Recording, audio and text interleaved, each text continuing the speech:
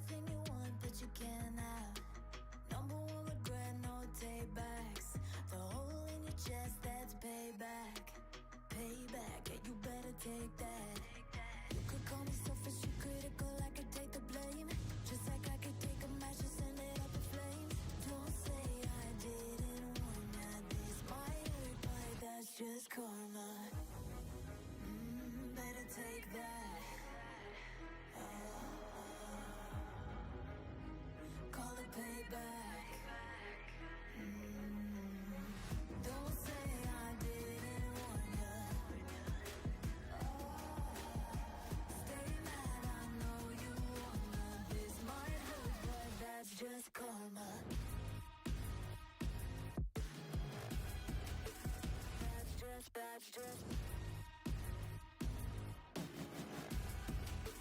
That's just karma. Go and play the part, play the victim. Throw a pity party with your demons. Blaming everybody and you're screaming, screaming. But I'm the one bleeding. You're the one that's selfish and critical, you could take the blame. Just like I could take a match and send it up in flames. Don't say I didn't warn ya, this might hurt. That's just karma. Better take that. Call it payback. Don't say I didn't warn ya. Stay mad, I know you wanna. This might hurt, but that's just karma. That's just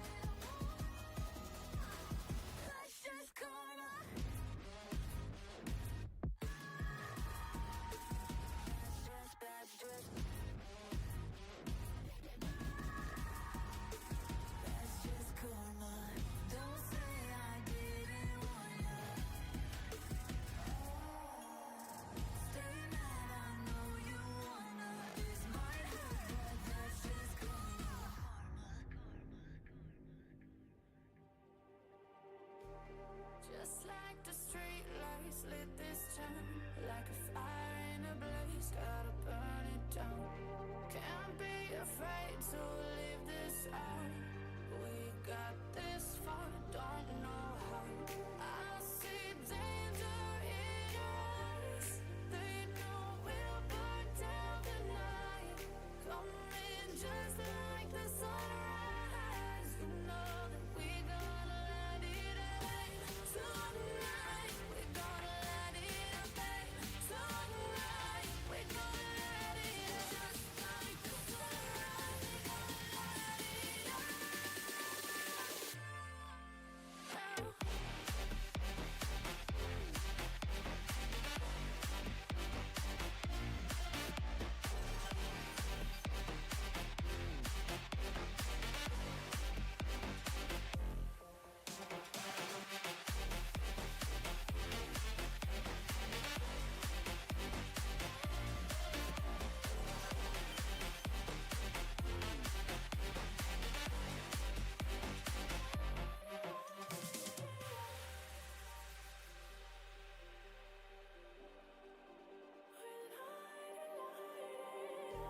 just like a spark that's breaking out. Can't make a stop, can't turn back now. We know that there's no room for doubt. No, we can't turn back now. I see danger in your eyes. They know we'll burn down the night. Coming just like the sunrise. You know that we gonna let it rain. Tonight, we gonna let it rain. Tonight, we gonna let it just like the sun.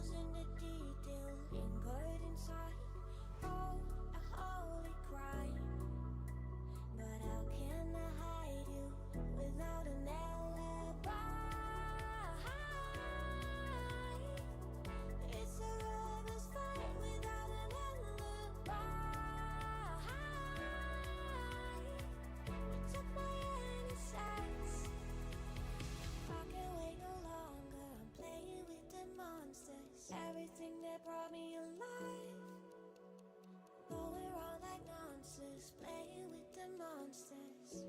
They brought me alive, but got no alibi. It's a lover's fight. Hello, everyone, and welcome to the big Esports Conference League of Legends Fall Tournament Series Finals. 10 teams have battled it out in 2 brackets divided by region, East and West, with 4 teams making it to the final bracket. And now we're down to just 2.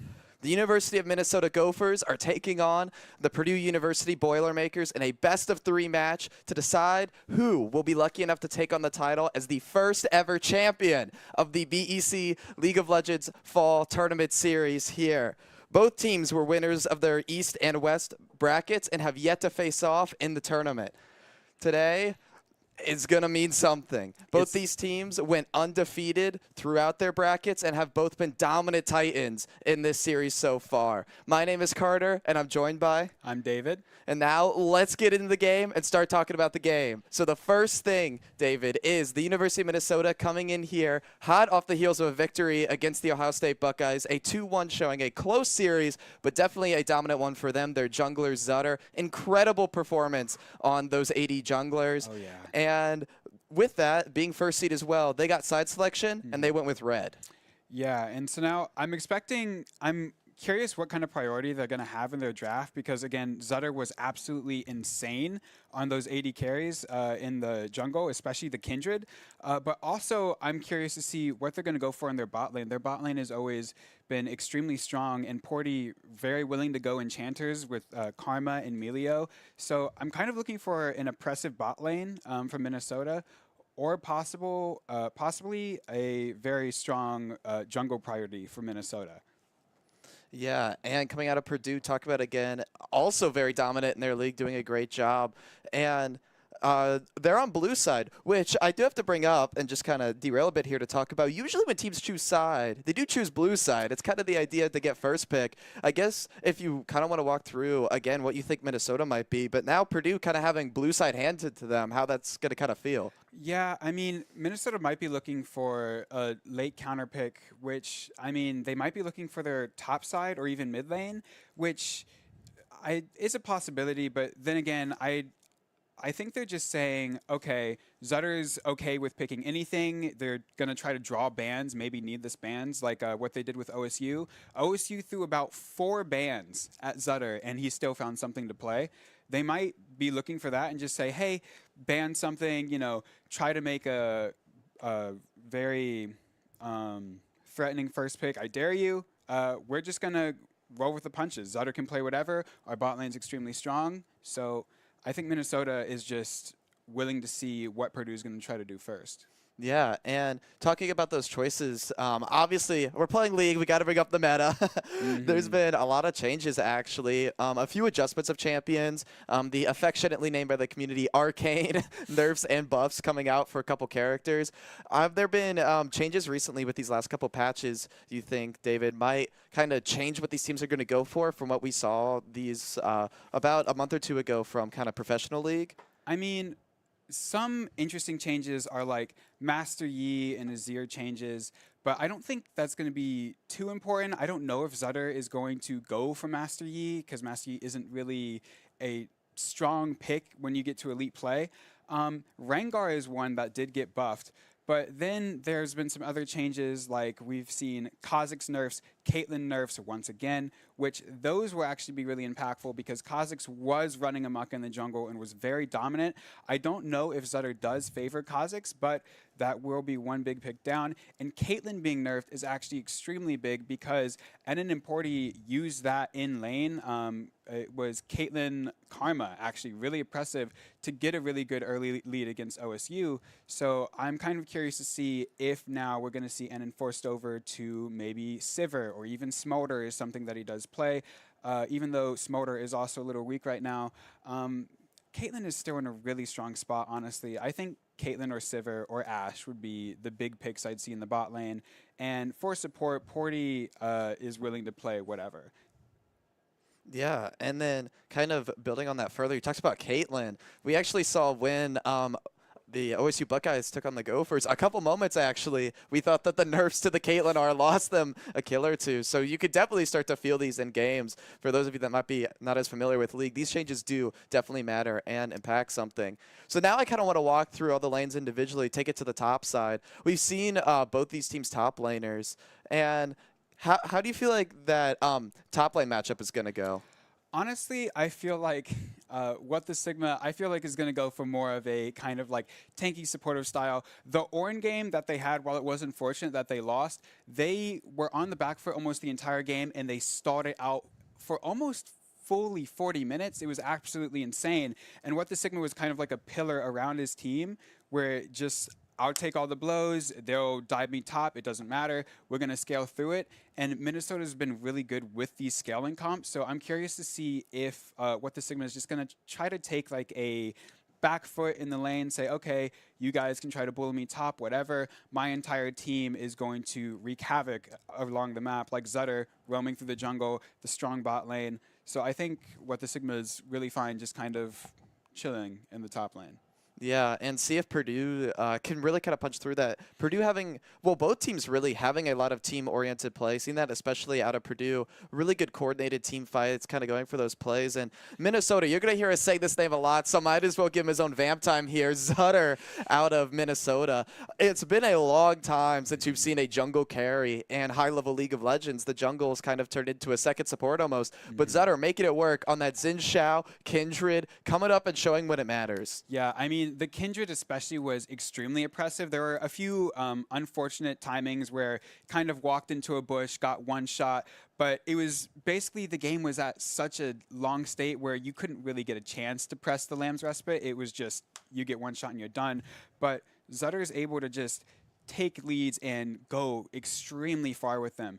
And when I look at the jungle matchup, one thing that I am curious for is Vi. As a champion, it's extremely strong champion right now, and both junglers from both sides like to play this champion. So I wonder if there's going to be some priority on that, or if it might just be a counter pick, because, you know, Vi's a little risky to pick first. That's just basically screaming, hey, we want to dive into you. It's very easy to go for a safer bot lane when you see the enemy pick Vi.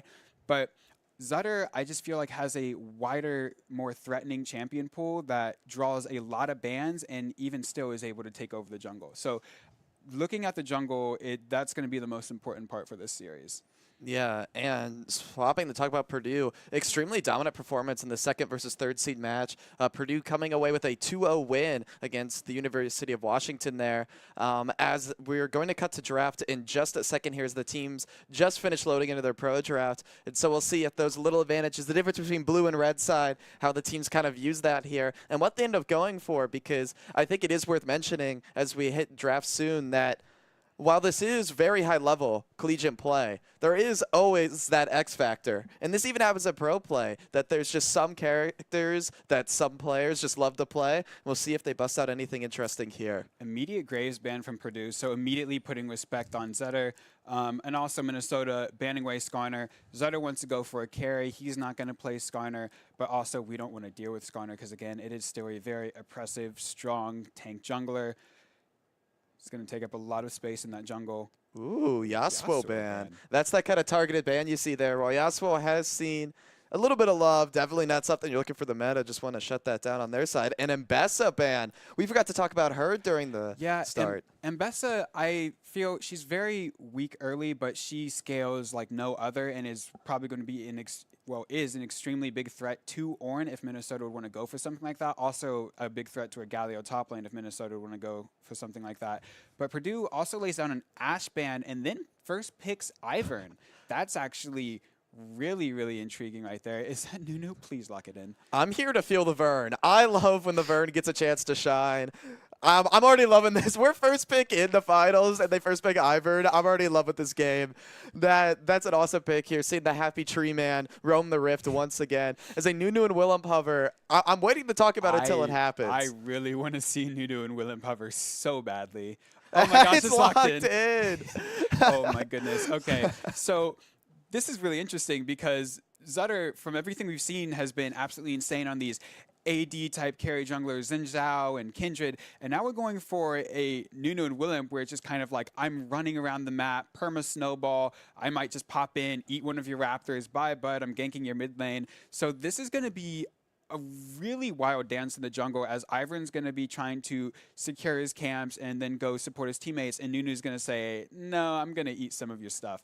But then we see a Caitlyn pick immediately from Minnesota, which that might be yelling Karma, Lux, something crazy from Porty. We don't know. Yeah, they went for that Karma Caitlyn in their last series. And we talked about how Caitlyn got nerfed, but it was only the ultimate. So a lot of teams still seeing her as incredibly powerful. As a Corki hover coming in that from the side of Purdue, and that is probably going ADC, right? Yeah, that's definitely got to be ADC Corki. Mid Corki is not good anymore. Kind of in the same way Smolder was changed from being good in mid and now a really strong bot laner, but Corki is extremely oppressive. He scales really hard. Early, not so much, but as the game goes on, when this Ivern is going to be behind him, it's going to be really scary for Minnesota.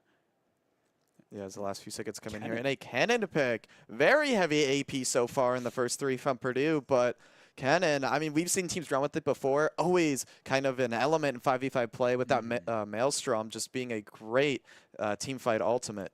Yeah, I'm curious to see. This is definitely kind of top, but I'm wondering what Minnesota is going to go for in the top lane. They might just feel comfortable picking something now. Galio, that could definitely do it. That was a really good counter to Cannon in the top lane and can also be flex mid lane. So that's a really good pick from Minnesota. I'm also wondering, there's a possibility if they want to go for that scaling kind of comp again. I don't really know if it will work too much with Nunu and Galio, but flexing Galio mid and going Ornn top is also a good option because Kennen, while being able to bully Ornn, Ornn is still Ornn and can just roll with the punches. But we also see a Yone ban now from Minnesota. Yeah. That's really interesting. This mid lane is now going to draw a lot of bans. Jumping back to that Galio pick, I was kind of screaming inside my own head, like, Galio, Galio, Galio. When you see Kennen, you can send that Galio top. As the Lux ban coming out there, Purdue anticipating what you were talking about, that Caitlyn Lux lane. Caitlyn Lux would be extremely oppressive against this Corki and really shut it down. But again, Porter also is willing to play Karma, even Milio. Caitlyn Milio is extremely dangerous and oppressive. So this Corki, no matter what, is going to have some problems. They're already banning out Rakan to try to get some safety away from this Corki. Maybe a Braum pick possibly for Purdue could help get this Corki through the early phases in lane. Because right now, I don't really think a lane swap would also be an option. You don't really want to send Kennen down into a lane swap. That's going to get dove multiple times. So now this support pool for Purdue, it's going to come down to what we have here to support this Corki. As they're going to ban Silas, Purdue. And Minnesota is going to pick up the Braum. That's also going to be very oppressive, actually. Braum is just going to be able to walk into your face, shoot Qs off, do a lot of damage. And if you try to step up and contest him, Caitlyn's going to be able to stack the concussive blows from a very far range. So Purdue, they already have an enchanter through Ivern. They want some type of front line. They want like a Leona. That's a Jinx. That's Jinx bot, and that's Corki mid. Yeah, Jinx seen a couple changes as well. And the Corki that means is actually going mid here, and the Thresh lock-in going to come out now. Talking about that safety, but this time they're affording it to the Jinx, actually. Minnesota, maybe that Braum pick was taking away something Purdue wanted, but very interesting kind of switch up here. Corki back in his old spot of the mid lane. Now University of Minnesota, they got that last pick. This is what they took red side for. What are we going to see here? I don't know. There's something that I think is going to try to punish this Corki mid. I think the Corki mid is a flex, but it was kind of, I feel like Minnesota, like I did, just said, no, that's got to be bot because Corki mid is not as good anymore. But I don't know if Minnesota pinched the Corki so much that they swapped it mid, or if that was Purdue's plan all along. But Minnesota, they're going to go for Diana. So this Corki is going to be in a lot of danger. And also, we have a Wombo combo with Diana and Galio going in on top of it. So Minnesota, this is a pretty crazy draft. We see Corky mid, Ivan in the jungle, which I love to see, and then we see New jungle, and then Diana mid. This is going to be a really scrappy game. Yeah, if you're a Mercury Tread salesman, today is your day. You have so much crowd control for both these teams and a lot of AP. University of Minnesota having one non-AP source in that Caitlyn. Purdue, honestly, while Corky's a little bit mixed damage, kind of on the same there. Going to be only the Jinx, the 80 carries from both teams. Right before we kind of head to a quick break, David, is there anything else you want to talk about or see in this draft? Well, I mean, Purdue's draft looks extremely team fight oriented, but they don't really have a solid front line. If any pick happens, if they get pinched in any way, it can mean huge problems. This Kennen is going to need to be able to find a really good flank without getting contested or marked by this Braum or by this Galio. But then, even if this Kennen does find a good angle, Galio can come in over top, Braum can peel. So in team fights, I like Minnesota's comp better just because Purdue, it's going to be extremely hard to execute. But yeah, we'll just have to see how it goes. Alrighty. Well, it all comes down to this best-of-3 series here. The two dominant titans of league in the big esports conference will now play each other on the big screen for the first time, with the winner honing the title of first ever champion of the BEC League of Legends Fall Tournament Series. And we will catch you on the Rift right after this break.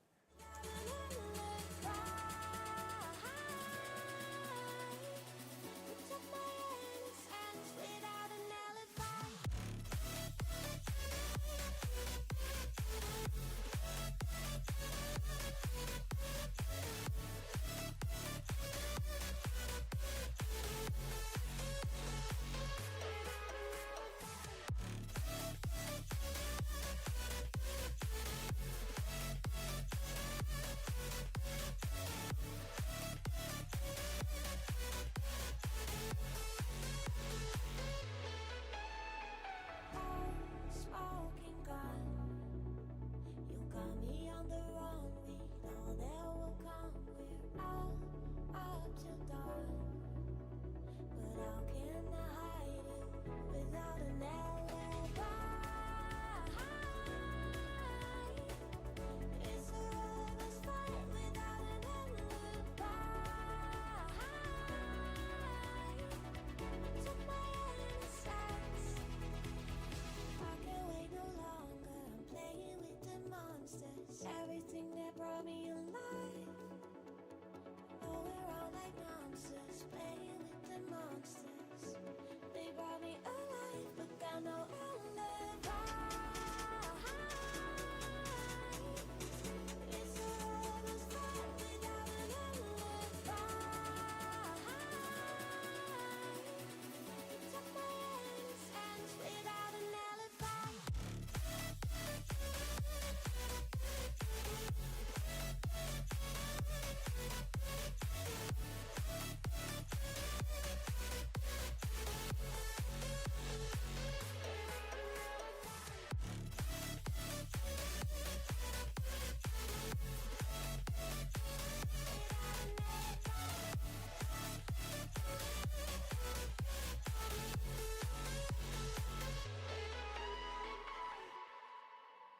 Seeing monsters at your window.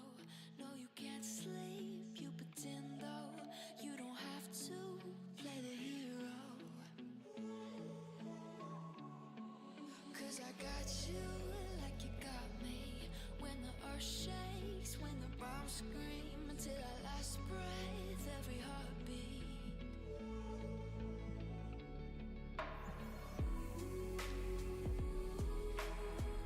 You know I'll come running.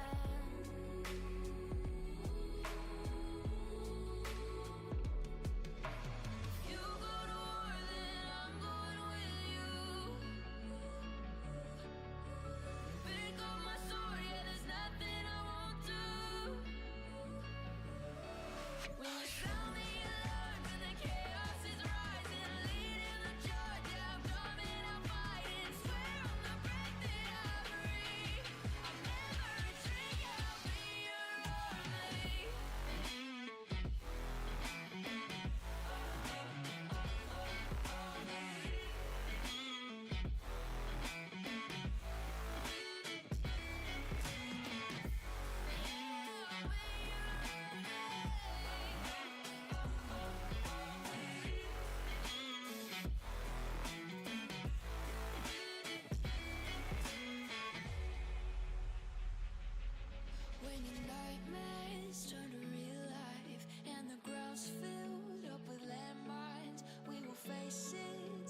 side by side. You know I'll come running when you need. I'm coming. You know I'll come running. If you go to war, then I'm going with you. Pick up my sword, yeah, there's nothing I won't do. When you sound the alarm and the chaos is rising, leading the charge, yeah, I'm coming, I'm fighting. Swear on the breath that I breathe, I'll never retreat, yeah, I'll be your army. Hello, everyone, and welcome back to the BEC League of Legends Tournament Series Fall Final here between between Purdue University Boilermakers and the University of Minnesota Gophers here. Minnesota will be on your right, or the red side. Purdue blue side here, starting with their base on the left as these two teams take the riff. Jockeying for vision here, a standard setup out of Purdue, and it looks like a bit of a four-man invade for some info there coming out of Minnesota on the bot side, but we're here, we're ready. Game one, off to a great start. Yeah, I mean, right now they're just going to jostle around for vision. They want to be able to mark this Ivern. This jungle is going to be really scrappy early. They're going to get some vision actually and see that Nunu is going to start up top, which is actually going to be really important because Ivern kind of wants to avoid this Nunu, be able to just get his camps in peace. And also they want to be able to track this Nunu and see that he's going bot side, which is going to be really big because this bot lane is going to be a massacre. Minnesota should be favored with this. Porty's just going to be able to take brush control, poke them out, and Ennen's going to be able to farm very well. It's basically just Jinx trying to get to level 3 throughout these first few waves. But right now, we're just going to see the junglers full clear, some push and pull, and try to get the waves in a good state for when this Nunu does come bot lane. They want to crash this very early, so then the wave will push to Minnesota's tower, and then it is easy pickings for a massive Nunu snowball to come in. Yeah, Kennen on the top lane here. Going to have to be careful watching for, as it actually looks like Nunu is not going to go for the level 2 gank. Sometimes using the biggest snowball ever, Nunus will go for that level 2 gank, try and get something off. But what the Sigma there, able to push out Phantom on the top, and not quite the opportunity. But now that Corki is shut under tower, but I don't know how much Nunu will care about that. Is once again not going for the full clear Nunu as I cast it here, looking towards that bot lane like you said. Yeah, I mean, as Nunu, the level 2 ganks are usually just more kind of like low elo cheese. Like if like a laner doesn't respect the fact that Nunu exists, then that's on them. But Minnesota, they're just going to be able to get good priority top and mid, and they're just going to look for bot, and right on cue, they got the wave pushed in, so now Purdue's wave is going to push into Minnesota, and Porty's scanning out for vision, so this is going to be a little dangerous for Purdue. They're going to have to overextend to get this CS, and Nunu, there's already the pings right now as mid's being they're trading heavy in mid, so it's just going to be on bot themselves to survive this gank, see if they can. But Ivern is already there, just waiting, predicting a gank's going to come in. But nothing's going to happen just yet. We're going to see Zutter wait for the Scuttle Crab to come on as Minnesota waits for Purdue's wave to push a little deeper. But something could happen mid. Yeah, Ivern, the really fast full clear actually here as mid lane.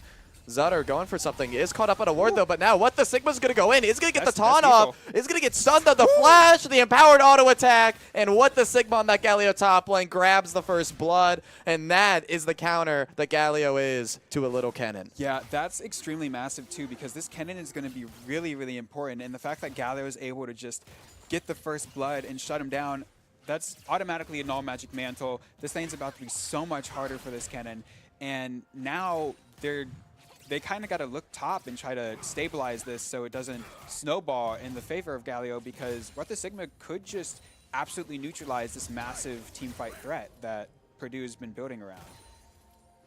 Yeah, in Minnesota, you talk about being dominant in the bot lane, been shoving out basically this entire time, kind of forcing back Purdue, having a decent XP advantage here. So we look mid lane. Low-Zero Fake's going to be forced to flash. The flash coming out of Eugene is going to connect the roots, but the tower shot might just be too much as it turns into a 1-for-1. Both mid laners coming away with the kill. Eugene 117 right there. Maybe going a little bit far, not quite able to get out of turret range in time. Yeah, there's a little bit of miscommunication there because right as our Corki turned around and started to back, that's when Low-Zero Fake, he went in. Hook? Oh, yeah, that was massive. That was, he tried to get a little too aggressive. Yeah, Porty smelled blood there. The Jinx was extremely low, and then he was punished. That is the Thresh way, baby. Wait for them to make a mistake. So that is actually really good for Purdue. That actually puts a lot of pressure off of this bot lane, and now this this Jinx is going to be able to farm pretty safely now, especially because now Enon has to go take this back as Jinx catches up. But in the top lane, What the Sigma just bullying out this Kennen. Look at that damage already on Phantom. What the Sigma might be able to get another kill here. Phantom doesn't have flash. He's going to connect the Q, the auto. It's not just quite enough, but Phantom definitely forced it back at a timer. They do not want to there. Talking about the dominance coming out from What the Sigma on this Galio after just 1 kill and a little bit of CS difference. And now the jungle invade coming out. Eugene bullied off. That's the trouble with this Ivern here. Zutter, a whole level lead now as Minnesota really establishes their dominance in this early game. They're winning on bot side. They're winning on top side. They're even mid. Purdue kind of already looking to fight back. Yeah, and I mean, now that's an early dragon. This is the new way. You're bullying out the enemy jungler, taking their camps. They're perfectly fine trading these Void Grubs because who's realistically going to like hit the towers too much? Like Jinx, yes, if she gets ahead, she can start shredding towers and probably in the late game take 2 in succession, but we're not too worried about that right now. Right now, getting an early Infernal Drake is really good, especially for this Diana and this bot lane that we want to be extremely aggressive. Yeah, and the Void Grubs, though, honestly, Purdue kind of willing to take it as they're going to be looking to scale throughout this game where the gold looks even and the teams look even. Minnesota has all that vision control. As it looks like Minnesota, they're going to pick up another one. Actually just going to get the flash there out of Saknam. The Snowball plus the Braum combo was way too scary. Definitely the right call there. Yeah, I mean, that's double Freljord right there. You're going to get slowed. You're going to get stunned. It's not going to be a fun time. So there's really no problem blowing the flash right now. I mean, you have Hex Flash. You lose a little bit of threat, but it should be fine. No harm, no foul. As right now, oh, the Lantern. Oh, was able to predict with the Snowball. Is going to be able to root them both, and it goes absolute 0. Zutter on the Nunu. Showed us what they could do on the AD junglers last week. Coming in now on this Nunu and Willem with an amazing showing. If I were to teach a class on how to gank on Nunu and Willem, I would play that clip. Yeah, I mean, that was absolutely perfect. They didn't have vision, so they saw that Nunu went up, and they thought that they were safe to step up. And then they thought, okay, we have the Lantern. You can get a little aggressive on this Jinx, but the Lantern doesn't really matter when there's a massive snowball coming at the Thresh, and it knocks both of them up, and then the Ignite ticks on the Jinx, and it's pretty much just curtains from there. There was nowhere to go. That's really massive. Now, look at the CS gap that's already forming. That's 20 CS at 8 minutes in this bot lane. I was just talking about how they were going to try to stabilize in the bot lane, Purdue, but now that puts Minnesota massively ahead as... Ooh. Flash, Moonfall, didn't quite connect there. Would have been incredibly dangerous now as once again, Phantom, that Galio combo just does so much damage for a tank here. Might be in trouble again as What the Sigma looking to get even more damage in. Has to be careful of that stun though, but Phantom is just so low, it's got to be scary here. And we were talking during the break real quick about, you know, Minnesota, they do have all these big ultimates, but like Nunu, Diana, you don't really see them in the meta that much. You know, do these players play them? How are they going to be able to use this? Have they practiced this? And Zutter on this Nunu and Willem and Low-Zero Fake on this Diana have kind of show us that they definitely know what they're doing, and they're definitely able to make the plays they need to. Yeah, I mean, and it's getting really scary too because, again, we talked about Purdue's comp is going to come down to execution. It's really hard to execute on this Kennen when you're forced to buy a Null Magic Mantle very early. And also, Low-Zero Fake is putting some really massive pressure in the mid lane. Even though the CS is a little down, this Corki is not safe in this lane at all. And every time they're pushed up, it just gets scarier and scarier. So honestly, Minnesota, they're looking really, really good. Top lane snowballing. Bot lane is definitely snowballing as that CS deficit is growing slowly. And that's a lethality Caitlyn. So this Corki and this Jinx remember, we talked about Purdue not really having a reliable front line. Yes, they have Daisy for team fights when they need it. Oh, hold on. Oh, Zutter, though, going to find the connection just at the bare end of it there. Law Zero fake. Not quite going to be enough. Hayden was able to get by the tower time, but the slicing Maelstrom now for Phantom in the top lane. It's not going to be enough, though, as a dive happens on the other side of the map, too. And it's going to be able to connect it. And it looks like on all sides of the map, Minnesota is finding a play. Phantom going to be on the run, but the Galio's going to find it now, as in the bot lane. They're swapping turret aggro. Is it going to be enough, though? Sockham just barely burns the trigger seeds. Not going to be enough of a shield. And though, on the run from Daisy. Daisy hungry for some blood, though, as it as it looks like now. The action's finally going to stop. Socknum there had a bit of a disconnect. We'll wait to hear back on that, as we are going to head to a quick break for that pause. But what a series of 30-second events. That was a lot. We went from scrap in the bot lane, dive in the mid lane, and then fighting in the top lane, forcing out the Cannonall, then a dive in the bot lane. That was absolute massacre, and all the kills, it could have swung any way. But Kennen being forced to ult early, just desperate for CS. What the Sigma knows it, just waited for them to walk up. Immediately went on that Kennen, couldn't get away. The Wings of Justice made it just in time. But then on the bot lane, we saw a really big scrap where it could have gone Purdue's way. That could have gone really bad because Eugene was there. He was bot, and he had Daisy. Daisy isn't really always up when you need it, but, well, no, Daisy's always up when you need it. Let's be real. It's Ivern. But that's the reliable front line that Purdue needs, and the fact that it was there, that could have gone really scary. Also, that Jinx rocket was very dangerously close. But yeah, that was a really good dive from Minnesota, and eventually Porty had to give his life for it. But now, look, that's 2 kills on this Caitlyn. That is a 30 CS gap. That is Collector finished already. Whenever Daisy's not up to tank these massive shots from this Caitlyn, it's going to be very scary. One ultimate, I mean, yeah, it was nerfed, but one-shots are going to start coming in if things snowball too far. And now, that's also Zutter up on the Void Grubs right now. So denying 6 Grubs, really massive from Minnesota. They're just kind of in the driver's seat right now. 2K gold ahead. It's up to Purdue to kind of find a way to navigate this. Let Corky scale up, let Eugene try to get his camps. Again, Ivern is still Ivern, Daisy is still Daisy. They do have a good team fight, but this Kennen has been put down. This Jinx has been put down. This is very difficult. Yeah, it'll be interesting to see. And this is the kind of advantage we expected out of Minnesota now. And it might be in a little bit of trouble here. The flash just in time to avoid. The root caller is going to connect, though, as T1 Gumayugi is under there. But just in time, Porty, the hero, Braum, and needed, swings into action there. And a great attempt to play there by Purdue. They just don't have the damage right now. As Law Zero fake, jumping it, going all in. Summons the Moonfall there on the Hayden. Porty looking for more. Is down a level, but doesn't really seem to care, as the ace in the hole is not going to be able to finish its target off, as now Daisy is running down the spotlight. But here comes Zutter right around the corner, as Braum going to throw down the Glacial Fissure too. And T1 Gumayuki goes down in a return gank out of Zutter here. Eugene now on the run. Zutter maybe even looking for more. Yeah, that was really impressive by Minnesota. They survived the dive 2v3, which was already extremely massive. But then they kept on pressing forward. They kept on pressing, and Purdue kind of got baited into it. They saw really low Braum. They saw really low Caitlyn. But all the while, Zutter was coming down from base with that snowball and then wrapped around.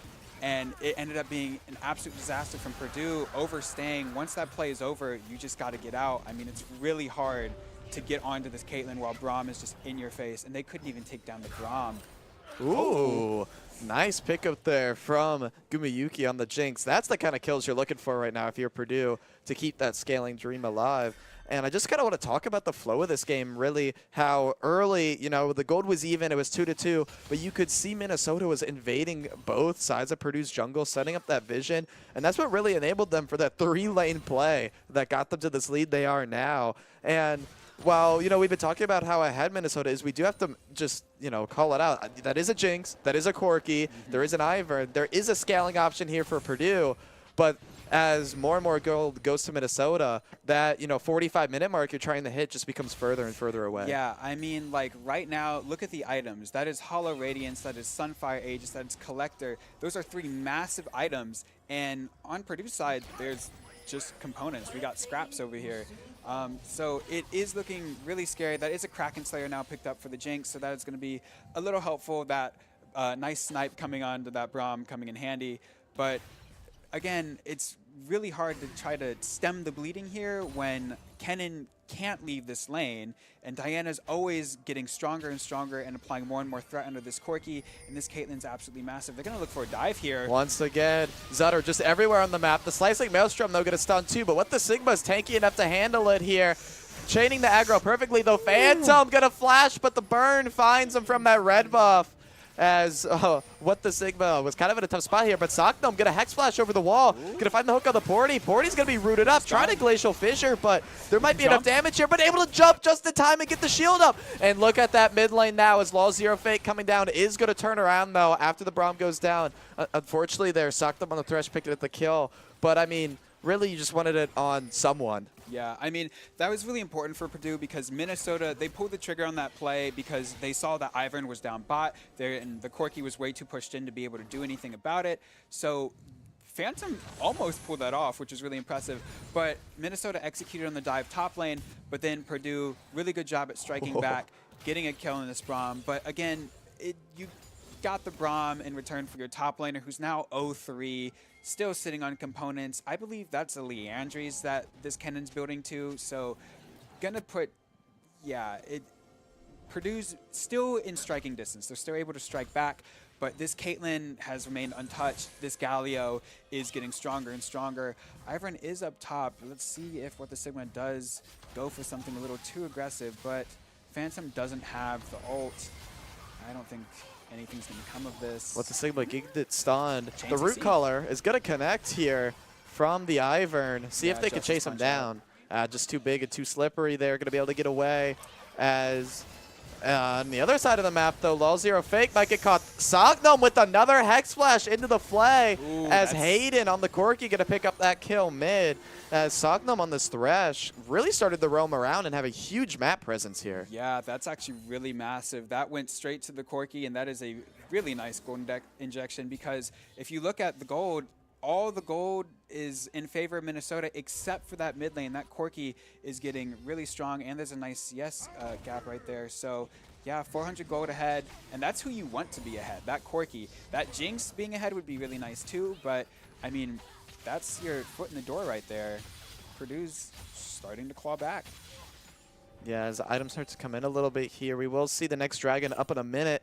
Do you think Purdue is going to look to contest this one or kind of just cut their losses and play for that fourth Drake? I feel like you kind of have to contest this, or no. I mean, having Minnesota be on Soul Point is going to be really scary, especially this early in the game, but it's really hard to contest because, okay, you bring Kennen down, well then Galio is going to come down, and Kennen isn't really going to offer too much. Phantom needs to catch up, and while Corki is ahead, if anyone gets on to Hayden, it's just over. So it'd be nice to try and contest this, but in reality, it's extremely difficult.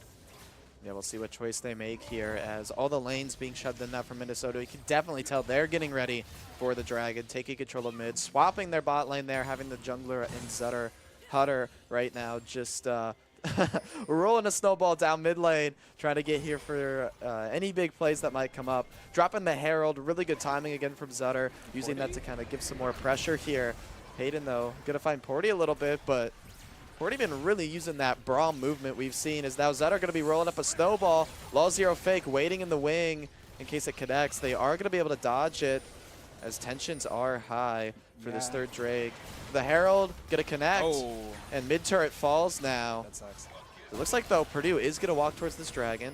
Minnesota going to start it up here. They have some pretty good damage on it with the Caitlyn being pretty ahead. Teleporting. Daisy's going to walk in here. What the Sigma is coming in. Cannon with the return teleport. The Drake's going to go over to Minnesota. There's an ensuing fight. What the Sigma has found themselves in the middle here. Zutter going to get the soap on the slicing Maelstrom, but there comes the Galio. Going to get a lot of CC in as no one's gone down yet. An absolute 0 on 3 targets from Zutter. It's going to line up and in perfectly for a triple kill. Law Zero Fake taking another T1 Gumiyuki on the run, but Zutter's snowball is just a bit faster. A quadra kill for Enon on the Caitlyn, and an amazing team fight for Minnesota. They get the Drake, they get the ace, and they're running down mid. Yeah, that was an absolute clean ace from Minnesota. I mean, it looked like Purdue actually might have had a chance because What the Sigma actually teleported right in front of Phantom. If you didn't see it on the mini-map, Phantom tried to go for the stun, but wasn't in time, so then immediately just had to teleport. And because Phantom tried to cancel What the Sigma's teleport instead of teleporting immediately,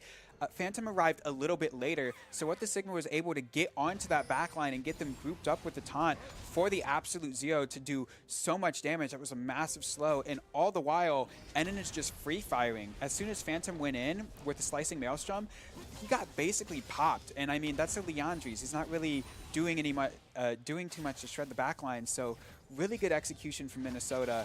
And now that's Minnesota on sole point, and Purdue in a really bad spot. That is a 6-0 Caitlyn right there, and that is a 2-0 Galio that you have to try to get through to get to the Caitlyn. Yeah, we saw Zutter and Enon dish the damage, but honestly, What the Sigma, also a hero of that fight, using the appropriately named hero's entrance to find a huge stun, and what looked like it could have been a rough fight for Minnesota, finding, ceasing multiple targets, giving a massive shield during the slicing maelstrom.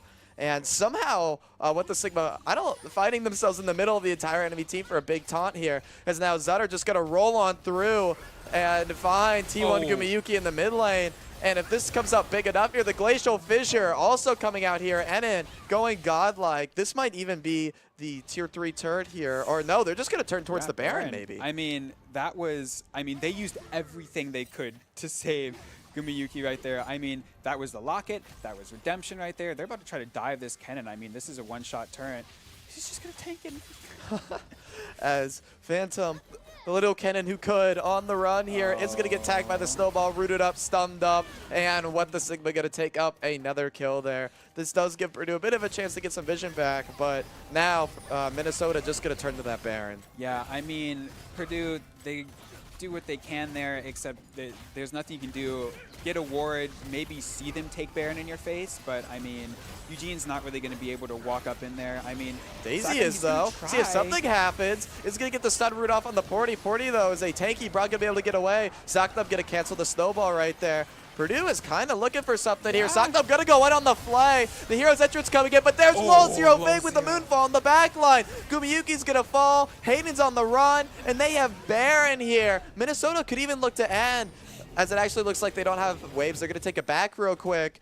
But what was a last-minute attempt to try and find the Baron, Eugene wasn't able to get in there, and Minnesota takes another fight. Yeah, I mean, while this Minnesota comp is ahead, you can't really reliably steal anything. This Nunu is just going to immediately chomp the Baron and Smite combo in your face. You can't do anything about it. But even after Minnesota got the Baron, it looked like Purdue was going to be able to slow chase them and possibly pick a kill from that. But it was Low Zero Fake immediately dove in and caused absolute havoc, and then Purdue just had to scatter from there. And then Sakum, I don't know if you saw it, in the mid lane, tried to throw a lantern to save the Corki, but it ended up hitting the wall and ending up in the mid lane instead of over the wall.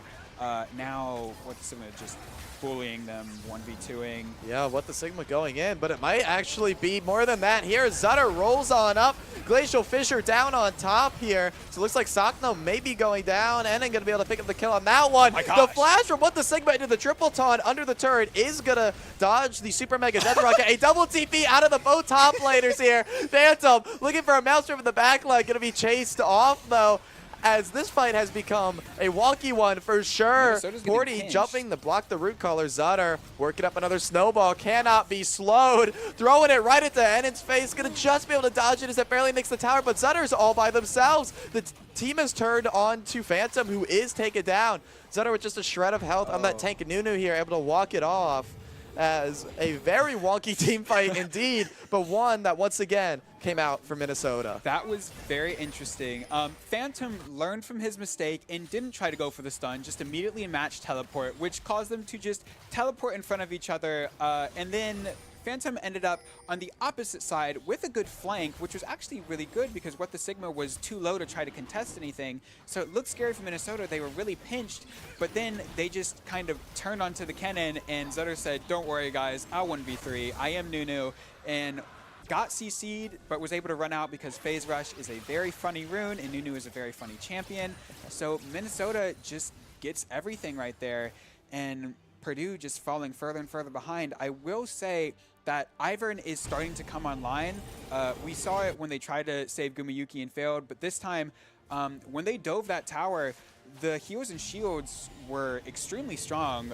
People are surviving way longer than they should, but then again, I mean, Minnesota, they're willing to take damage for days. I mean, this Galio is extremely hard to shred through. This Nunu, that's a Knight's Vow and a Randuin's, so this Jinx and this Corki are going to really struggle outputting damage, and no one's able to get onto this Caitlyn. This Caitlyn is putting out massive damage. That's Infinity Edge, Collector, Rapid Fire completed. I mean, this is a massive, massive lead that Minnesota has, and Purdue is looking for any way to get back into this. Yeah, 0 deaths on with the Sigmas, 0 deaths on Zutter, 0 deaths on NN.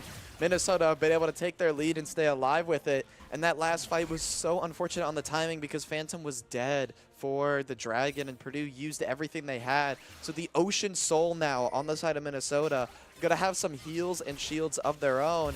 So any sort of extended team fight, they're just immediately going to get that advantage, which is honestly the kind of team fight Purdue's looking for here. Zutter just rolling on under turret.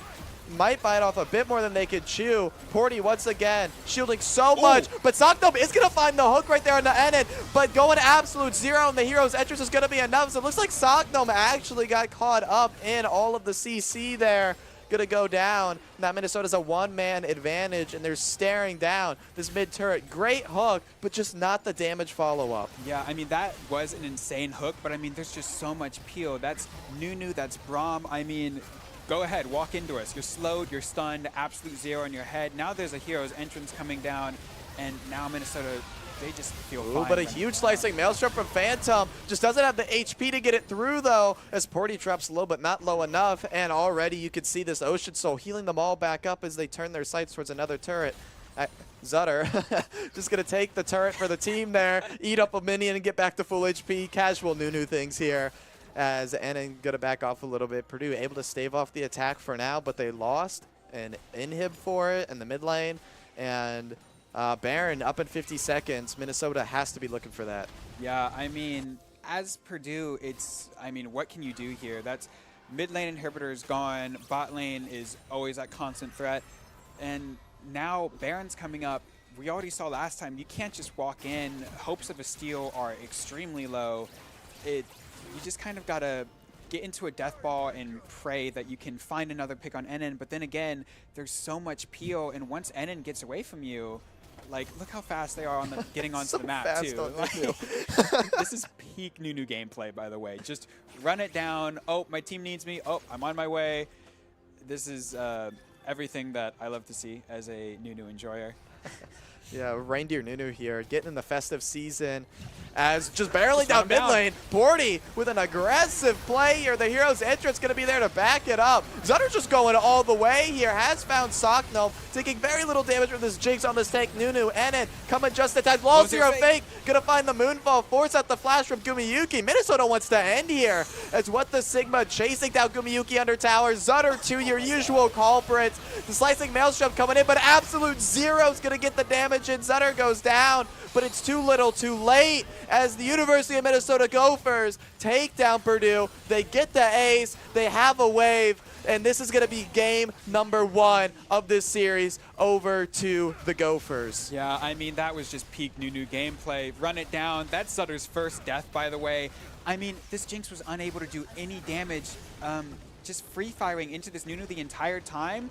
One Q just undeals all of that damage. That was really, really convincing from Minnesota. And now Purdue kind of has to go back to the drawing board because that Kennen did not work at all. I mean, you could say, yeah, the Kennen got countered. Galio, maybe we have to throw a Galio ban up there.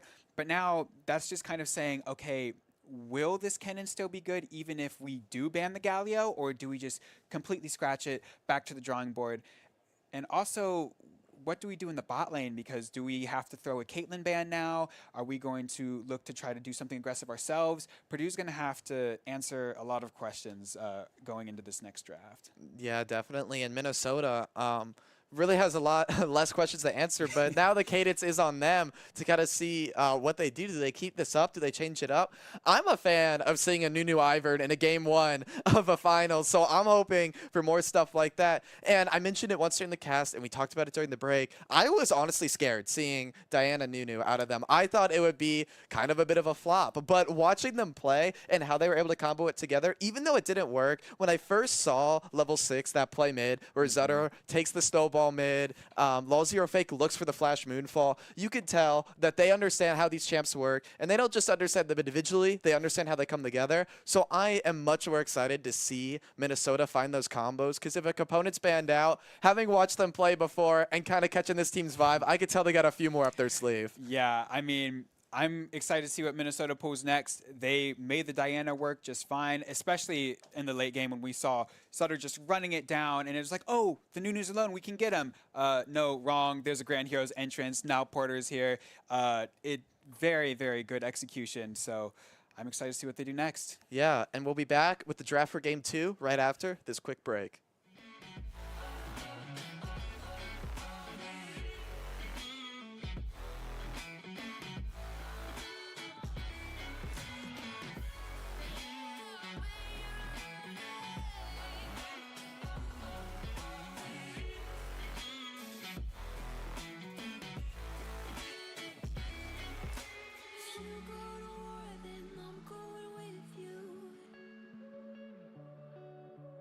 Pick up my sword, yeah, there's nothing I won't do. When you sound the alarms and the chaos is rising, leading the charge, I'm coming, I'll fight. I swear on the breath that I breathe, I'll never retreat, yeah, I'll be your army.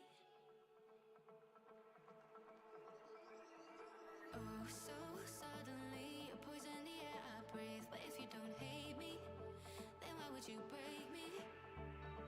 Feel it in my bones, I'm about to lose control. Only so much I'm taking, so get yourself to safety. 'Cause baby, a storm is coming, you better heed the warning, pray. Don't stay, run away, away, away, away. Feel how the rain is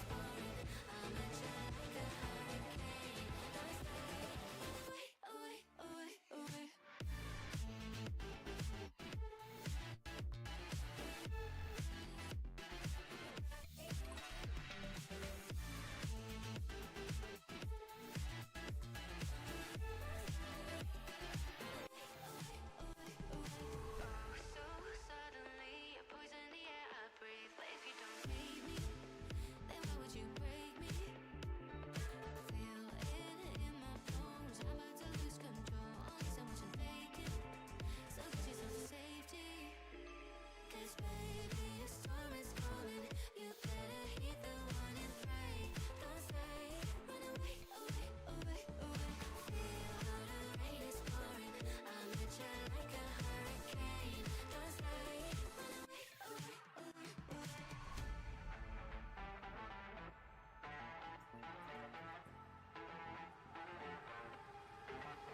away, away.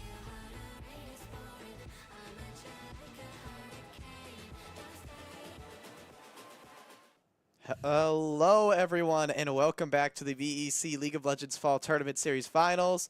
And we are heading into draft for game number 2 in just a second here. And to give those joining us later a little bit of a recap, in game number 1, the Minnesota Gophers were able to pull away a pretty commanding victory against the Purdue Boilermakers there to give them the 1-0 lead. This is a best-of-3 series, so now it is up to Purdue to see if they can keep their dreams alive, or for Minnesota to close out this one in a 2-0 fashion and cement themselves as the champions. And we talked a little bit about it at the end of the last game, and we're going to have lots of time to talk about it when we enter the draft soon. But is there anything really specific you see in these first 3 bans you're hoping from either team? Well, it depends on what Purdue is going to try to pull off, because the Ivern was actually pretty successful, all things considered, and they did first pick the Ivern, so maybe they just try to run the Ivern back, and that raised the question, do they go for a Nunu ban, or does that mean they just throw top to the wayside? Are they going to change things up top? Because this Ivern was okay in the early game, but then once all the other lanes started failing, then they were able to invade the jungle. This Ivern got put behind, and then by the time the heroes and shields came online, it was already too late. So maybe they still go for Ivern priority, or maybe they don't. And if they don't, where do they put that priority? Top lane got smashed really early. Does that mean they go for Kennen again, or do we have something else in the back? Or are we going to look through mid lane? Mid lane was actually ahead for Purdue for most of the time. Eventually looked like even a way back into the game, but even then ended up being shut down. So maybe do we go for another scaly type of comp? Do we put focus mid? I don't know. There's a lot of different ways Purdue could go about this, but two things Purdue does know is the Corki and the Ivern did work out, but all the other lanes just got caved in. Yeah, if I'm a doctor of League of Legendsology here, and I'm trying to diagnose that game, I definitely think the Ivern was not an issue, and I actually think was kind of a big bonus there for Purdue. And looking at the Ivern as well, had an incredibly fast clear, and being bot lane did stop the Nunu gank. And I think what you're pointing at is perfect. It was the bot lane, and whether that's the champions that were picked or just a kind of reorganizing of where priorities are put, that really allowed Minnesota to kind of run away with that game. And not to mention top lane as well with the Galio here, as we'll see what the teams change up. As Minnesota on red side, Purdue going with choosing blue again. We'll see if they first pick that Ivern or choose something else. It's the same, right? Back at it. Ban Graves, ban Yasuo. Now there's a Caitlyn ban. Okay, so that does mean, is Purdue going to put more focus in the bot lane? We're trying to shut down Minnesota's really oppressive bot lane. Minnesota, they're willing to just go right back at it. Skarner, Mbessa, Gragas, very standard. Now I'm curious to see what Purdue's going to first pick. Are they going to first pick Ivern again? So they said the Ivern wasn't a problem. It was, bot and top got kind of caved in. And we're not going to change up our jungle play style to adapt to that. But Minnesota, they say, okay, you go Ivern, we go Nunu, and we're running it back. I mean, Nunu is really good into Ivern because Nunu is kind of a tanky enchanter type play style. I mean, and now Minnesota takes the Corki. That actually puts a wrench in things. And now Minnesota could also use this as a flex because, it can go mid. But again, Corki is much better bot. But yeah, that does put a wrench in Purdue's plans. That's Hui. Ooh, Hui. An incredibly powerful mage in the mid lane. Can execute at pretty high thresholds. Yeah. And a really strong laner as well with that QE being able to clear waves incredibly fast. And an Ivern, I just got to bring it up again. The Ivern Nunu run back is crazy here. As, Cassante lock in. This is a really interesting draft for Purdue. This is taking kind of a whole different direction. Yeah, I mean, I actually really like the Hui here, because that's a lot of utility. Ivern and Hui, that's a lot of shields. That's a lot of micro CC just to kind of like peel Minnesota off of you, especially when we see this Nunu. When Nunu's rolling down with the snowball, a Hui Fear, EE, just any of his E abilities actually just stop Nunu in his tracks. I learned the hard way from ARAM.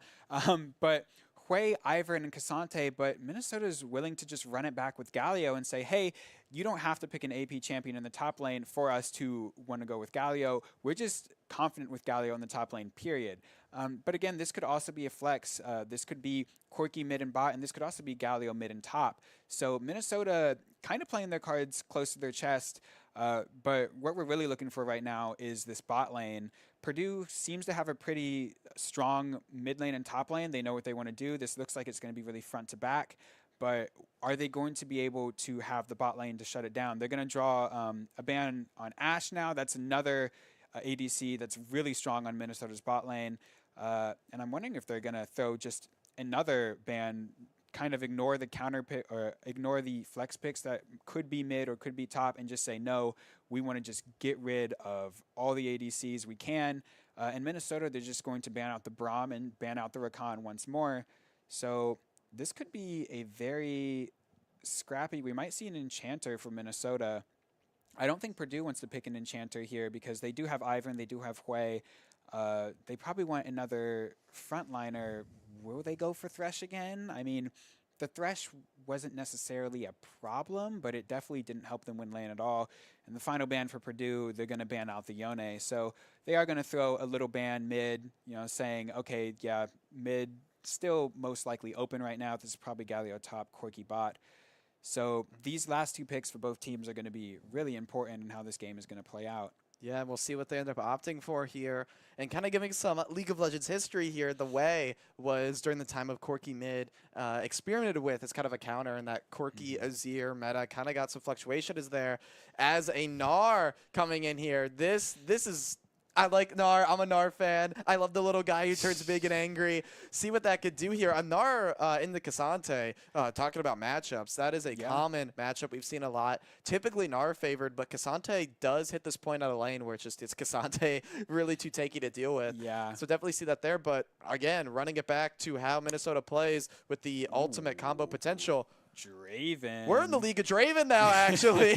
Draven locking for Purdue. Talk about crazy draft. They're just going from side to side on who one up in the other here. Yeah, talking about aggressive bot lanes, that is Draven Nautilus. That is, I want to hook you, you are going to die. And that's against a Corki Leona. So now this bot lane aggression is kind of being flipped. Minnesota did end up saying, yes, this Galio, it's going mid. We're flexing it mid. Nara top, which does deal with the Hui and also deal with the Cassante kind of for the earlier lanes.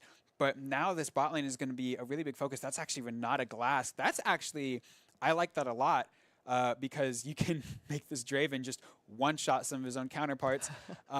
Also gives a lot of good peel when Nautilus tries to go in for a hook. You can try to cue him away so he can't get onto you and get that auto attack as well. So this actually is going to be a very scrappy bot lane, but I would say it's going to be in favor of Purdue early. Whole different vibe from Purdue, honestly. Going from playing something like the Thrush Jinx, where you want to scale, you want to get CS, you want to play safe. You're even starting Call in some circumstances type vibes here. But now with the Draven Nautilus B4, B5, that's a whole different statement. That's a whole different game plan. And we talked about how, Purdue had a lot of questions to answer after that first game, and they need to look for something to switch up, and they've obviously made a very different choice with their game direction here. Yeah, I mean, Purdue's front to back is much more reliable now. We're not really dealing with just like kind of ultimates and wombo combos. We have Cassante, Nautilus for engage. We also have Daisy just in case things get hairy. And then we have Hui who can output massive AoE magic damage from the back line. And then we have Draven who can really chunk out people if no one is able to get on top of him. We do have on Minnesota, we have that Galio, we have that Nara, but a majority of this damage is going to have to come from this Corki. So it's really going to be about how can they really shut down this bot lane, and is Minnesota going to be able to weather the storm? They do have that Nunu. They can have an early gank. Ivern not so good with early ganking. But again, we saw Purdue was able to mark Zutter, at least in the early lanes, and Ivern was there before Nunu even was. So it's basically going to be, it's going to come down to this bot and jungle in the end, and yeah, it's going to be a really interesting one. I'm just happy to see Nunu Ivern again. Yeah, and we will see if Minnesota, if the Gophers are able to make it a defiant 2-0 and take away a championship title, or if the Purdue Boilermakers and their newfound passion in the aggressive comp they've chosen will take us to Silver Scrapes at a game number 3 right after this quick break.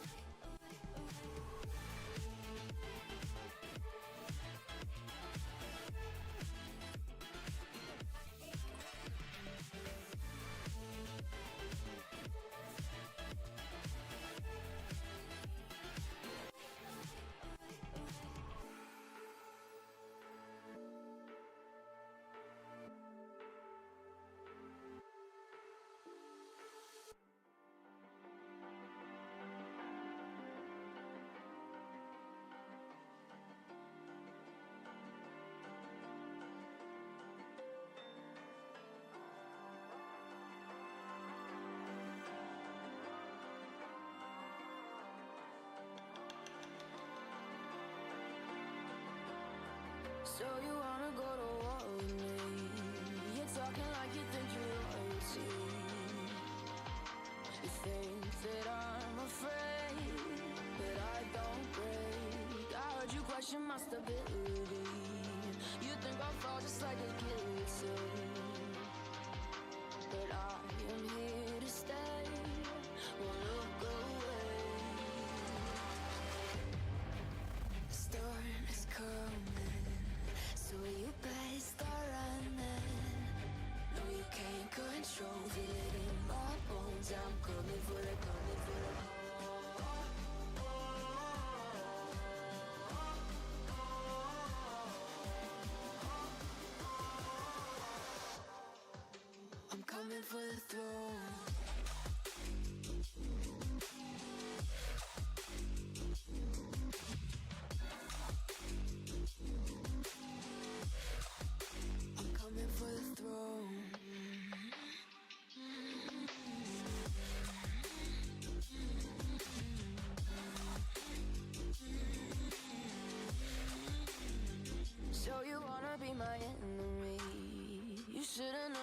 never kiss the rain. Ice runs in my veins, won't play it safe. I don't belong with your nobility. Who died and made you king of anything?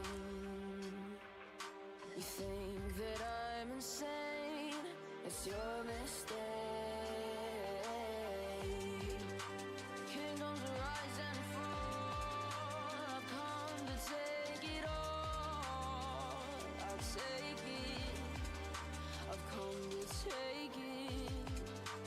Kingdoms rise and fall, I've come to take it all. I'll take it. All right, everyone, welcome back as we're going to hit the rift any second now with your game number 2 between the Purdue Boilermakers and the Minnesota Gophers here. A matchup for the century now. Purdue busting out their Draven moves and Minnesota kind of running it back with the same comp and the same style here.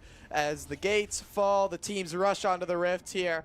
Seeing some skin changes coming around here, going for a different variant on the new skin there from Zutter.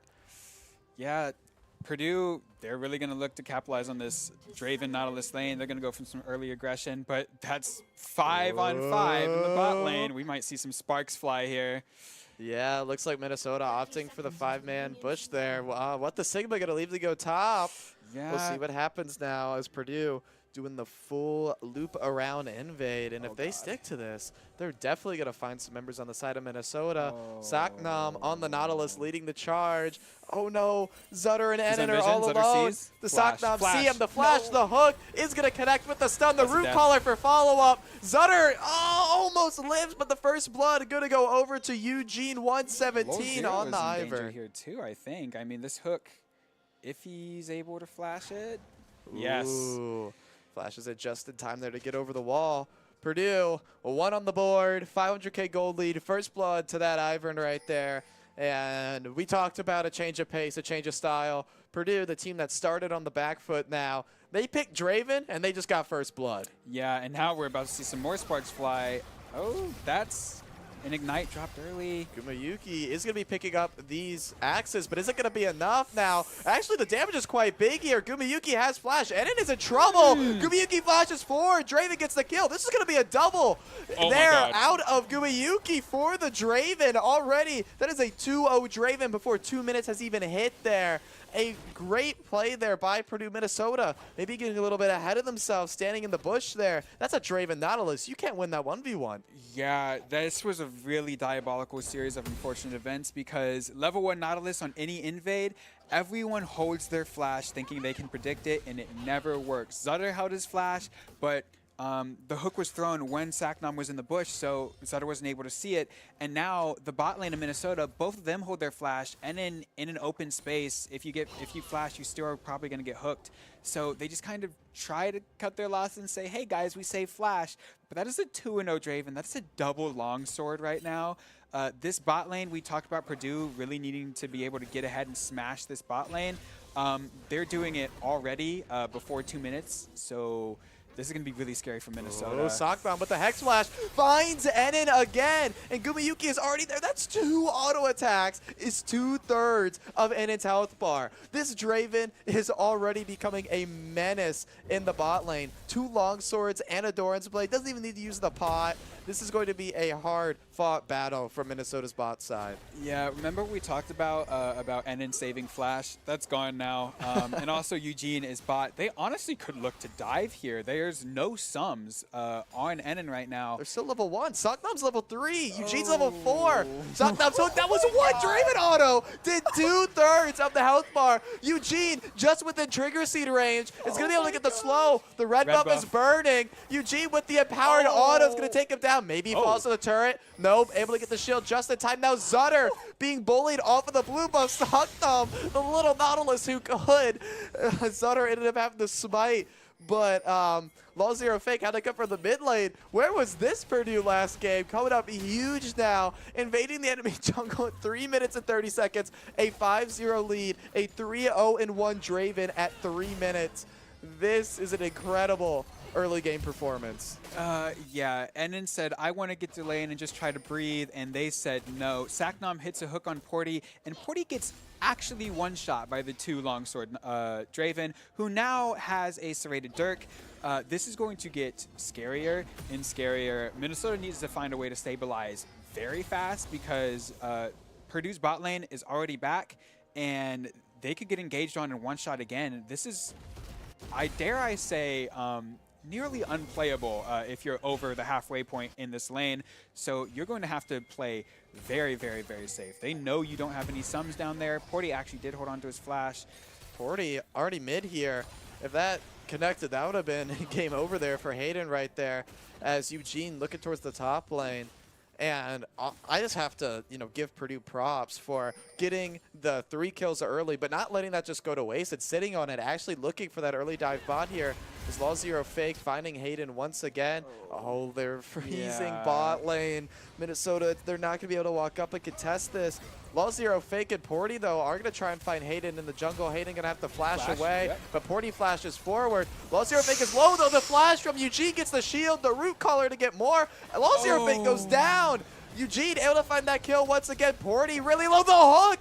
Max range from Socknom takes down Porty. 7-0 3K gold lead for Purdue at 5 minutes. We're starting to see it happen. Minnesota's going for plays that feel like they should work out, but Purdue is already just so ahead that they're able to just immediately collapse on it.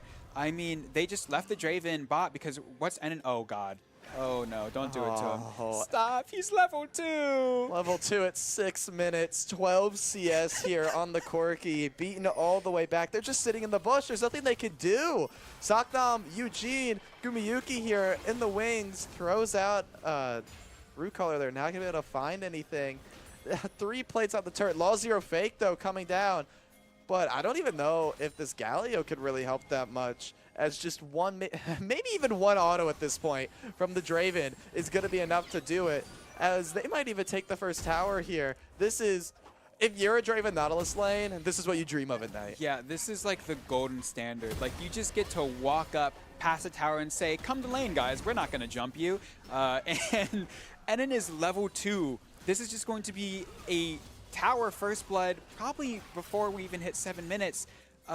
This is an extremely accelerated Draven, and this scaling for this Corki, I mean, it's out the game. I mean, yeah, Law0 fake, gonna try and flash taunt as Gumiyuki's gonna get on out of there, but look at this Draven damage. It's just too much. Law0 fake is trying to save the spot lane turret, not gonna be able to do it, gonna end up falling down there, and Burnt flash to do it as well, as first turret now goes over to Purdue, who is building a mounting 5,000 gold lead. Minnesota on the Phantom is going to be able to get the unstoppable off of time and walk away here, as nothing Minnesota is doing is working. As this Draven's lead balloons and balloons. 57 CS, 4-0. All those tower plates. First tower gold at 7 minutes. They're picking up first dragon. Safe to say here, Purdue is running away with it. The snowball into the empty raptor pit. Oh, the raptors are still there. Oh, Enon? Enon might die to this, as Hayden going to deal a lot of damage here. Does have the Severing Bolt still, which may be able to execute Enon at this kind of health. Just barely sidesteps it. A 1v2 situation that the way is kind of winning at this point. Yeah, don't look at bot lane's items. That is a hubris on the Draven, and that is a tier on the Corki.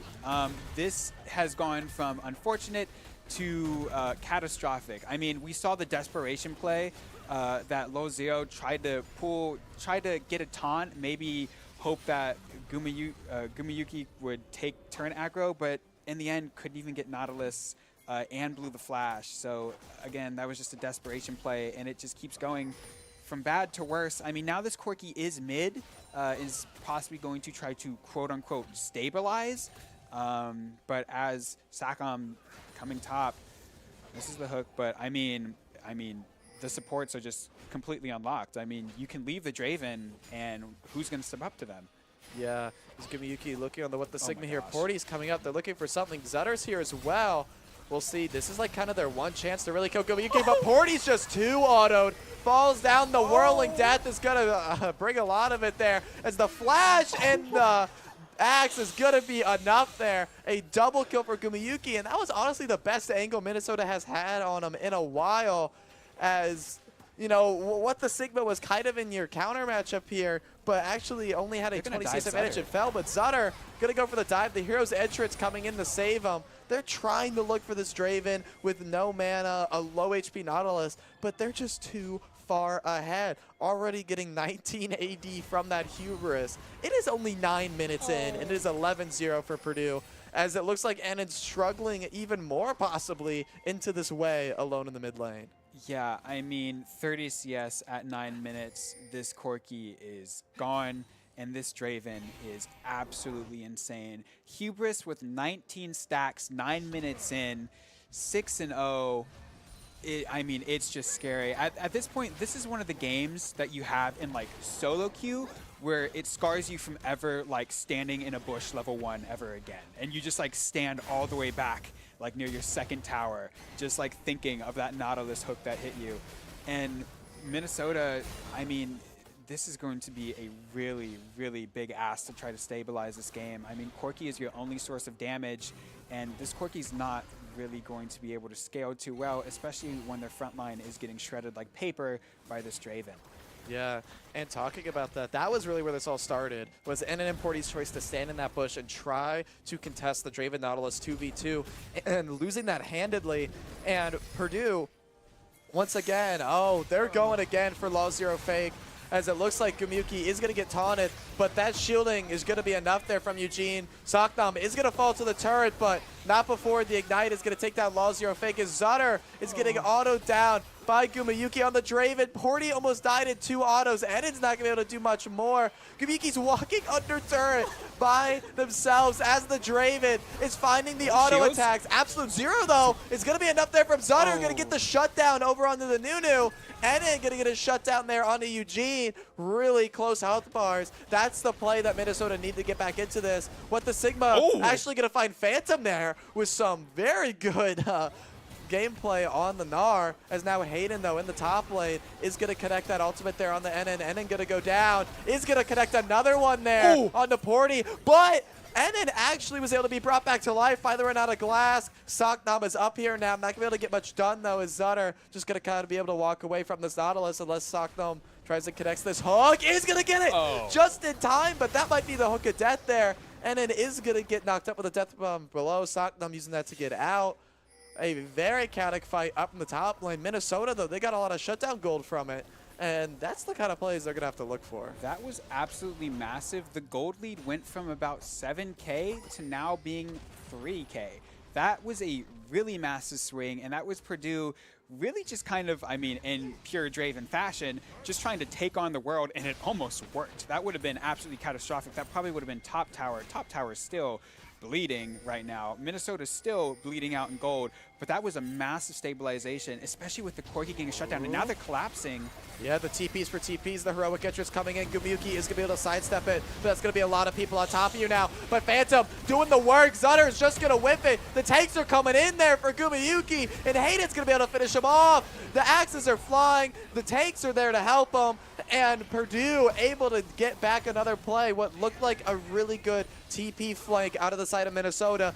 Purdue was able to come just in time and fend them off. I was about to say Purdue is in danger of kind of playing too sloppy and kind of unraveling, but they immediately, after that unfortunate death with where Draven was able to get picked off in the top lane, they immediately bounced right back. They had that on lock, immediate TPs, 5 top to match Minnesota's aggression, and kind of taking this, what looked like Minnesota's possibility to swing back, and just absolutely stomped it out. Zutter is going to probably be able to get this dragon here, which is actually pretty good, especially when you have Nunu and Renata on your team. This Chemtech Drake is actually going to matter a little bit. But yeah, right now it's still really scary for Minnesota. Yeah, as it looks like they're just chasing down poor NN on the Corki here. Has been able to get some of that catch-up XP, get back up to level 7, but still 2 levels down, lots of gold down here. A 4,000 gold difference between the AD carries in the favor of Gumyuki here. That is a massive difference. That's over a whole item even, as now they are marching down this mid turret. 2 turrets already, looking like a third for the side of Purdue here. And this is before turret plates have even fallen. All that gold being extra plate gold. That's a total of if we get 10, and if they get this one here, 15, that's going to be upwards of 7,500 turret plate gold. And there's just so much gold in the hands of Purdue. I'm trying to do quick calculations here. The numbers just keep getting bigger. Yeah, that was 14 turret plates. Hey, that was actually a pretty good pick. I'm curious to see what happened down there, kind of straying away from the bot tower. Maybe thought that Minnesota backed, but Purdue got 14 turret plates before they fell, and then was able to get all 3 turrets before 15 minutes, still in a really commanding position here, just taking everything. Minnesota's kind of finding ways to get back in, getting into big death ball and just trying to hope to find some over-aggression. I mean, this Draven and Nautilus are stepping up pretty far just by themselves, and now that Purdue doesn't have their TPs anymore, now would be the time to try to find an aggressive play. But again, this Draven, I mean, one misstep and you're getting chunked for half of your health by one auto attack. Yes, it looks like invading the bot side jungle, top side jungle here. Sakdam and Eugene. Zutter has managed to eke out a 2-level lead, but honestly, I'm going to chalk that up to Eugene just constantly ganking here. That might matter towards the late game, but right now, I mean, you got to drain with a 4K gold lead. You got to do what you want. As Gumiyuki, walking around the map, did lose the hubris stacks, though, when they died top lane and wasn't able to get another kill to get those back. But if I'm a 6-1 Draven, I'm feeling like next team fight, when this Dragon's up at 2 minutes 50 seconds, I'm going to get a couple of those hubris stacks back. Yeah, I mean, it only takes 1 kill and all of a sudden you're up about 30 AD, which is massive on Draven. And also, while Eugene has quote-unquote fallen behind in this jungle, it doesn't really matter because as Ivern, this is like your gold standard. You found someone who you want to just attach to and you shield them permanently. I don't care about my income. I go support items. I'm building Redemption and Ardent Sensor. I want to get someone ahead and then keep them ahead and keep them alive no matter what. And honestly, Eugene's already doing that job, so he doesn't really have to worry about farm. In fact, not even going to invade for himself, just letting his Draven steal those Raptors away. And it's, I mean, you just have to keep the dream alive, protect the present, basically, at this point. I mean, that is a Cassante and a Nautilus, and then Ivern to back up this Draven. No one's really getting onto him unless this Draven steps up way too far forward. And Purdue or Minnesota, they just kind of have to stay in this death ball and pray. Yeah, and really, really great job to those tanks. We saw that on that top lane play earlier where we thought, you know, Purdue was kind of cooked. They're in a tough position again. This was going to be another death for Draven, but those tanks came in and they did an incredible job getting all of Minnesota off here, as it looks like Lozio Fake's going to go in as Zutter rolling on in from the jungle with the biggest snowball. Going to go a little wide after the fear there. Hayden on the run. See if all of the tricks up waist sleeve is going to be enough, and it is. Lozio Fake here actually dropping kind of low. Going to go back in on Hayden. Hayden still has the severed bolt there. Just going to be a little bit short on it. That would have taken out Lozio Fake, who now looks like, oh, maybe the repeat gang. Get out the snowball, fly a little wide there. I'm not quite sure as Hayden knows just one EQ is going to be enough to get the job done here, as an Ivern with a Rift Herald on toe goes smashing into the tier 2 turret at 17 minutes and 27 seconds there. That's going to hit the tier 3 too. I mean, they had 3 people on the top side and they still couldn't deal with this Hwei. That's the beauty of Hwei. You have all the options to keep yourself alive. And it looked like what was an overstep from Hayden ends up being an absolutely beautiful play from Purdue. But it looks like a fight's going to start. The Redemption coming down. There goes Renata trying to turn everyone berserk, but misses Gumiyuki crucially. Ooh. But it looks like what the Sigma's going to be able to get on top of him is the heroic entrance is going to find another stun.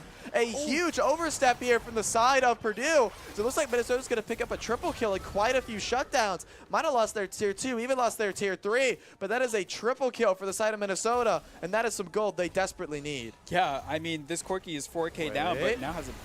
Hayden, though, going to find almost a one-shot on the board. Saknam going to help keep this Zutter on the Nunu off of him. Oh, Hayden looking for it. Porty forced to drop. Is going to die to the burn eventually. Going to tick out there. A kill now for Hayden. Looks like, though, Minnesota's going to be looking for this dragon. Saknam going to be found out by Enon. Trying to walk this one off. Isn't going to have the dredge line for a little while to get away.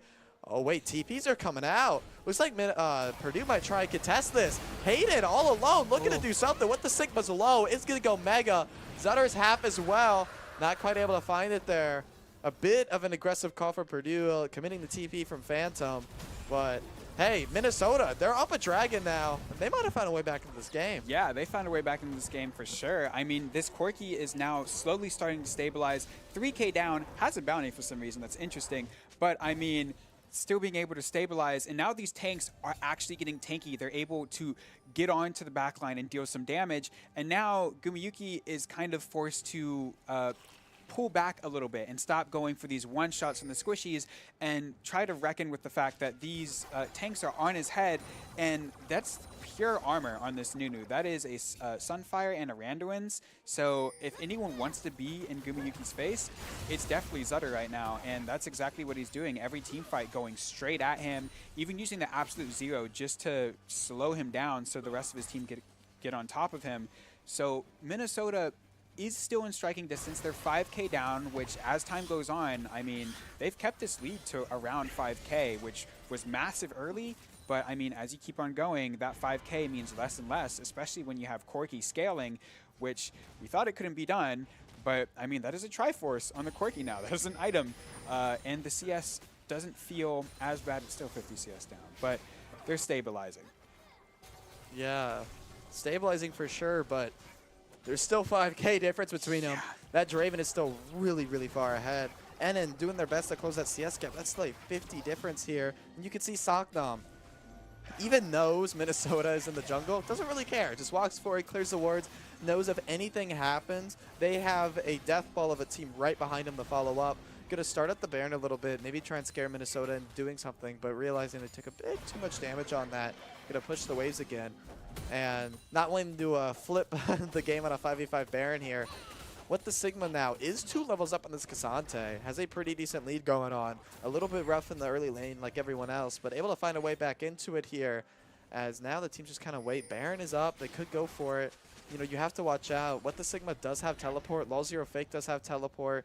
No TPs on Purdue, so they're kind of scared to start with this Baron in case the TP advantage out of Minnesota comes in clutch, but they've been dancing around it a lot. I'm just kind of waiting for them to pull the trigger here. There is that ward on the top left side of the Baron pit right there. Going to be crucial to help Minnesota figure out when it starts, as Hayden might be in some trouble. What the Sigma doing lots of damage on this Gnar. Zutter rolling in to check the Baron. As bot lane, Hayden's going to be on the run, is going to go down, but now the fight's going to start out here. Renata Glass is going to find the Berserk, so it looks like Gumiyuki's going to almost kill Saknam there. The Whirling Deathblade not going to be able to connect. Eugene with Daisy, though, on the run. Actually, Daisy going all the way in. Go, Daisy, go! Hitting a couple hits on the LOL0 Fake there. Ooh, that chomp from Zutter going to do a lot of damage to Daisy, but Daisy's back in! Going on top of Zutter there, is going to fall down eventually. Eugene really getting the max use, but it looks like what the Sigma's going to get a turret here. Someone from Purdue's got to get down here. Yeah, I mean, that was actually really massive from Minnesota, but that was also really clutch from Eugene. Eugene slow chased Minnesota throughout their jungle and just used Daisy to harass them, because that was only 3 members there for Purdue. That was 2 down, and Minnesota honestly could have tried to go for a ban. They have Corki and they have Nunu. Nunu is notorious for being able to just every 4 seconds take 1k health out of any monster, no matter what. So Minnesota has a lot of Baron threat, and especially if Purdue is the ones to start it, because you don't really have any. You don't have a fast Baron. You do have this Draven, but he's more known for one-shotting people, not the Baron. And any chance you give Minnesota, they will go in and take it. And that's exactly what we saw. We saw really good engage from Minnesota. It looked like Zutter was caught, but the hostile takeover in that choke point let Zutter get out of there. And it came down to a little bit of heroics from Eugene, just kind of harassing them, using that advantage he has. But Purdue, they're going to start it again. The ward is still there, though. Minnesota, Purdue didn't check it. Minnesota knows that Purdue is here, so they're going to show up just in time. They're off it again. Once again, it looks like they're holding aggro, though, as the TP's going to come out now from Phantom. This is going to be a 5v5 for the Baron, as Zutter rolling up the snowball, going to throw it in. Saknam going to look to cancel it now as Purdue hops off that Baron. Hayden took a bit of damage there, but the rest of the team looking pretty healthy. Porty took a huge hit on the health bars there, as it looks like that Ocean Dragon is going to be up in 13 seconds and counting. Yeah, but look at the top lane. Purdue used their... Ooh. Oh, the flash from Sagna. Going to connect the dredge line. He's also going to deploy the ultimate. Here's the heroic entrance coming in as Law Zero Big Fake. takeover. Huge takeover. Gone berserk. But is it going to be enough, though? Law Zero Fake going down. It's going to explode in the backline. His Phantom is there. Going absolute zero is canceled. Zutter dropping low. But Gumiyuki's kind of unleashed right now. No one to get on top of him. Flashes forward. Connects a couple hits on the end and does half of Horty's health bar casually. As taking down these minions, and 2 big pickups there for Purdue, and I think this is going to be the dragon over to them, as with Zutter down the jungle on the side of Minnesota and still having your damage carries up. Purdue's going to take this Ocean Drag. Yeah, that looked really good for Purdue right there. That looked really good for Minnesota at first because they were able to soak up so much damage. The Galleon was able to live for so long, and they're even able to get some kills off of it. But the entire time, Gumiyuki was completely free-firing, and you might have not been able to tell while the tanks were alive. But as soon as those tanks went down and it was just the squishy members, he was completely unleashed and just started chunking people out left and right. That was actually really good for Purdue to force that fight there, because after they got forced off the Baron, they were kind of grouped up in this awkward cluster in the mid lane, and what the Sigma was about to get a free top tower. He's been split pushing really, really well, and he's almost has a 100 CS lead over his enemy top laner, which is actually insane 24 minutes in. So Purdue kind of forced to keep the aggression going, and they deliver in stopping What the Sigma and forcing him to teleport. Now the teleport advantage for Minnesota is gone, and now they might be able to just try to force another Baron and wait for Minnesota to walk into them. Yeah, and I just, need to point this out. Enon now having a 400 gold bounty now, 4-2-3. Honestly, power to Enon for having the roughest early game you could and sticking with it, keeping with it, and now being 4-2-3, having a 400 gold shutdown. You're still down 4,000 gold, but still playing the game, still being a team member. I wish my solo queue bot like Corky's did this. I mean, huge props to Enon for just keeping with it, playing the game, correctly in that really tough position. And while it might hurt to take those losses, keep it with it, because Minnesota has kind of found a way back into this one here as another 5v5 Baron starts up. Minnesota. Oh, Zutter's going to be the first one to find out. They're hidden in a shroud of bushes as Zutter's the one that gets pounced on here. A huge takeover coming in. With the heroic entrance, though, Zutter lives. Plus the Q and heroic entrance. And now it looks like Phantom's going to go a little too deep, but Gumiyuki is going to get set up on the wall. He's taken out. Minnesota's winning this team fight. As now What the Sigma is dishing out huge damage with the massive Gnar ultimate. Minnesota is chasing down Purdue here. What the Sigma looking for even more. Might bite off a bit more than they could chew here. But that's a Baron over to Minnesota. And it looks like the Gophers are back right at it. Yeah, that was actually massive. What Purdue's been doing this entire time is they're still trying to poke and prod. Ooh, 40 flash. Ooh. Hayden able to connect it. This might not be as over as I thought it was. Hayden might be low on mana, but definitely getting the work done here. They are going to be able to secure it, though. Eugene, oh, he's going to go down. The shield's just enough as Hayden finds another onto What the Sigma.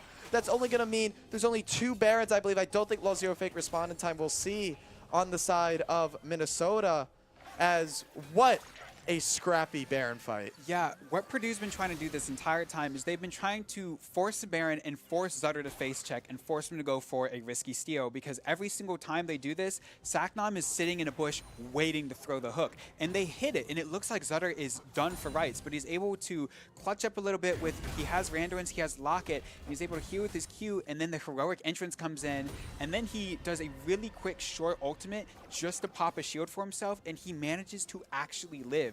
And the hostile takeover comes in on the top, and the fact that Zutter was able to live through that fight means that they're able to threaten that Baron. And even though there was some heroics from Purdue on the other side of it, they still managed to get the Baron, come out, and now that gold lead is shrunk to only 2K, which doesn't mean too much when you have this Corky who is actually unironically scaled back into this game, come back from being at level 1 7 minutes in. Minnesota.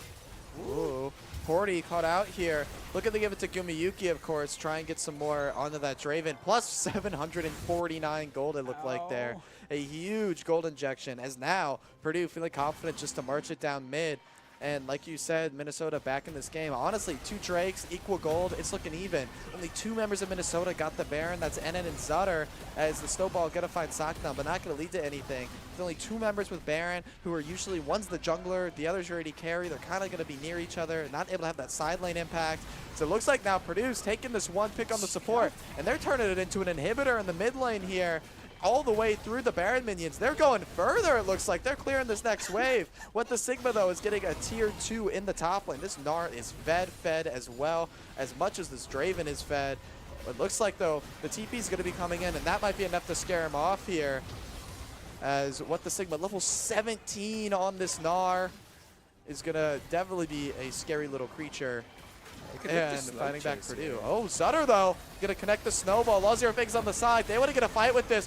Porty looking for that angle. Not going to find it before Zutter dies. Here comes the hostile takeover. It's going to go wide as Zutter falls. That's a key component of Minnesota's comp there. Though what the Sigma getting this Mega Gnar. We saw the hero play at the Baron fight, being able to stun all the carries. But as that Mega timer ticks down here, what the Sigma is going to be forced to walk back into spawn. A very slow, calculated base fight coming out now from Purdue. Minnesota, they are stuck at their Nexus turrets here. Even though they have Baron, the damage, the wave clear from Purdue has been enough to push through it. And they're constantly trying to find any mistake out of Minnesota to pull the trigger. They have Zutter.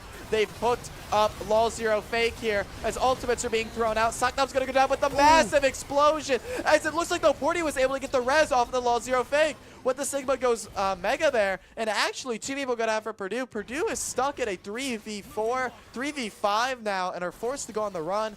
Zutter is chasing a clutch res out of Porty there, is going to save the game for Minnesota. Dragon's up. This entire time, Purdue has been just kind of forcing against a Baroned up Minnesota while Dragon's up, when they could have taken it. But Zutter, he takes the bait. Yeah, Zutter, but the heroic Etchus is going to be there to save him. So it looks like now, once again, Purdue is on the run. Hayden way too far forward, going to be shut down.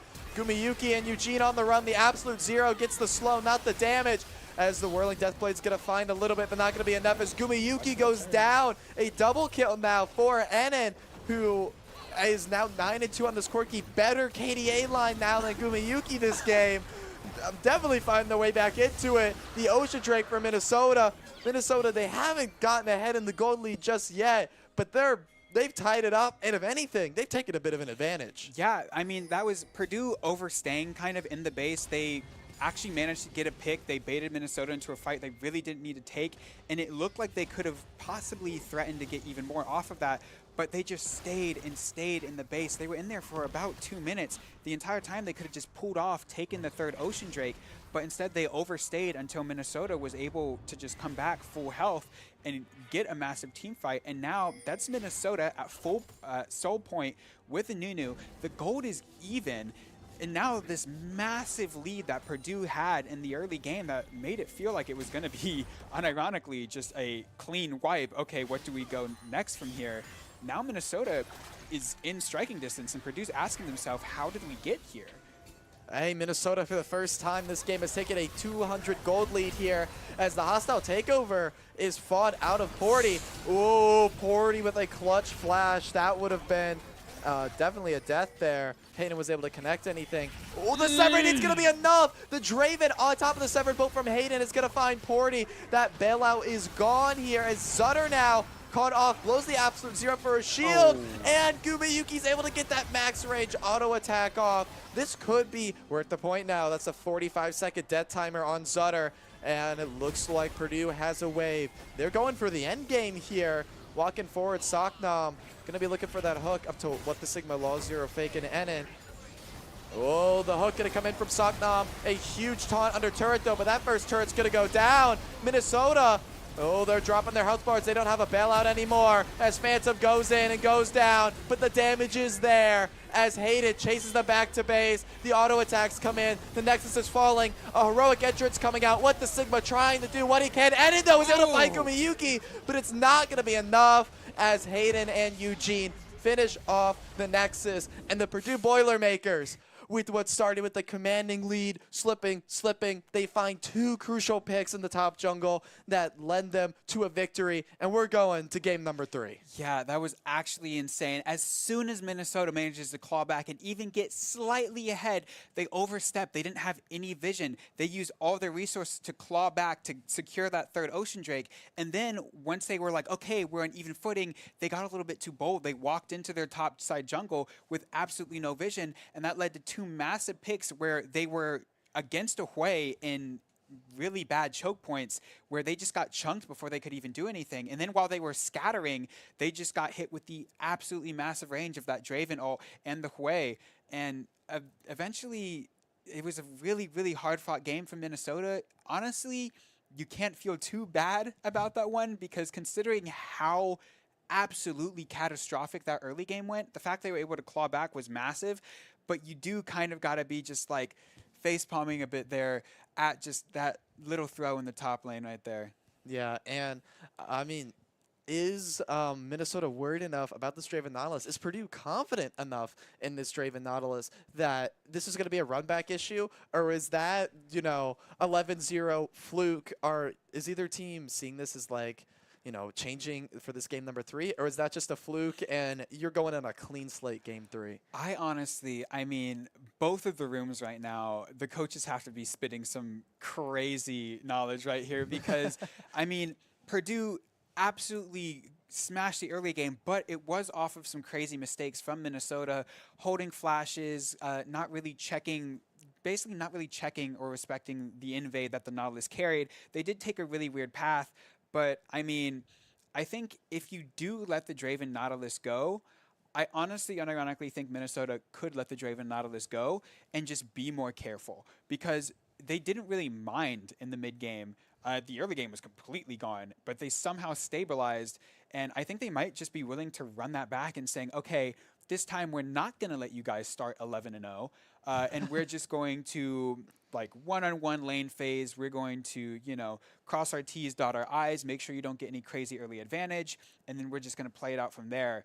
I'm also really curious to see if this Ivern, I think this Ivern is still going to stay, and I wonder if Minnesota wants to deal with it at all, because in game 1, they didn't really care too much because they still destroyed the game. It was really good, but now Purdue was like, no, the Ivern was good, it worked out, and they used it again, and it did. It was absolutely massive. Times when Enon overstepped, he survived way longer than he ever should have, and in moments where it looked like Minnesota might be able to pull ahead, it was just able to be completely shut down by this Ivern and Daisy just harassing. I mean, they were spending almost all of their budget just trying to deal with Daisy before they could even get to Enon. So honestly, if I were Minnesota, I'd be looking at this Ivern, and I would probably unironically just say, I don't think the Draven Nautilus was that big. I just deal with our early game beforehand. Yeah, and we'll see what the teams decide after this quick break when we hop in the draft for game number 3 to decide who will be the champion. The storm is coming, so you better start running. No, you can't control, feel it in my bones. I'm coming for the, coming for the.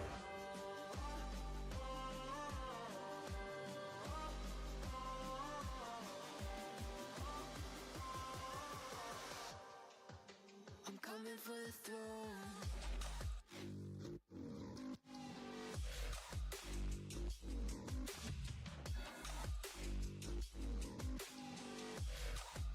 I'm coming for the throne.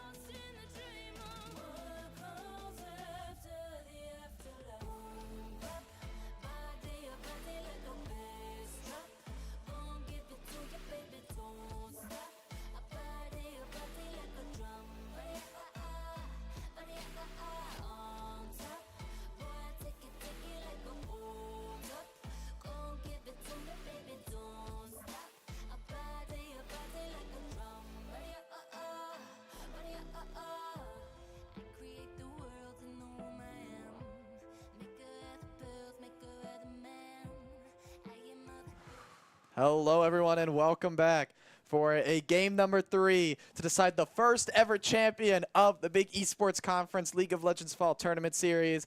This is the University of Minnesota Gophers versus the Purdue Boilermakers. Minnesota commanding game number 1. They got a lead, they held it the whole time, and they took a win.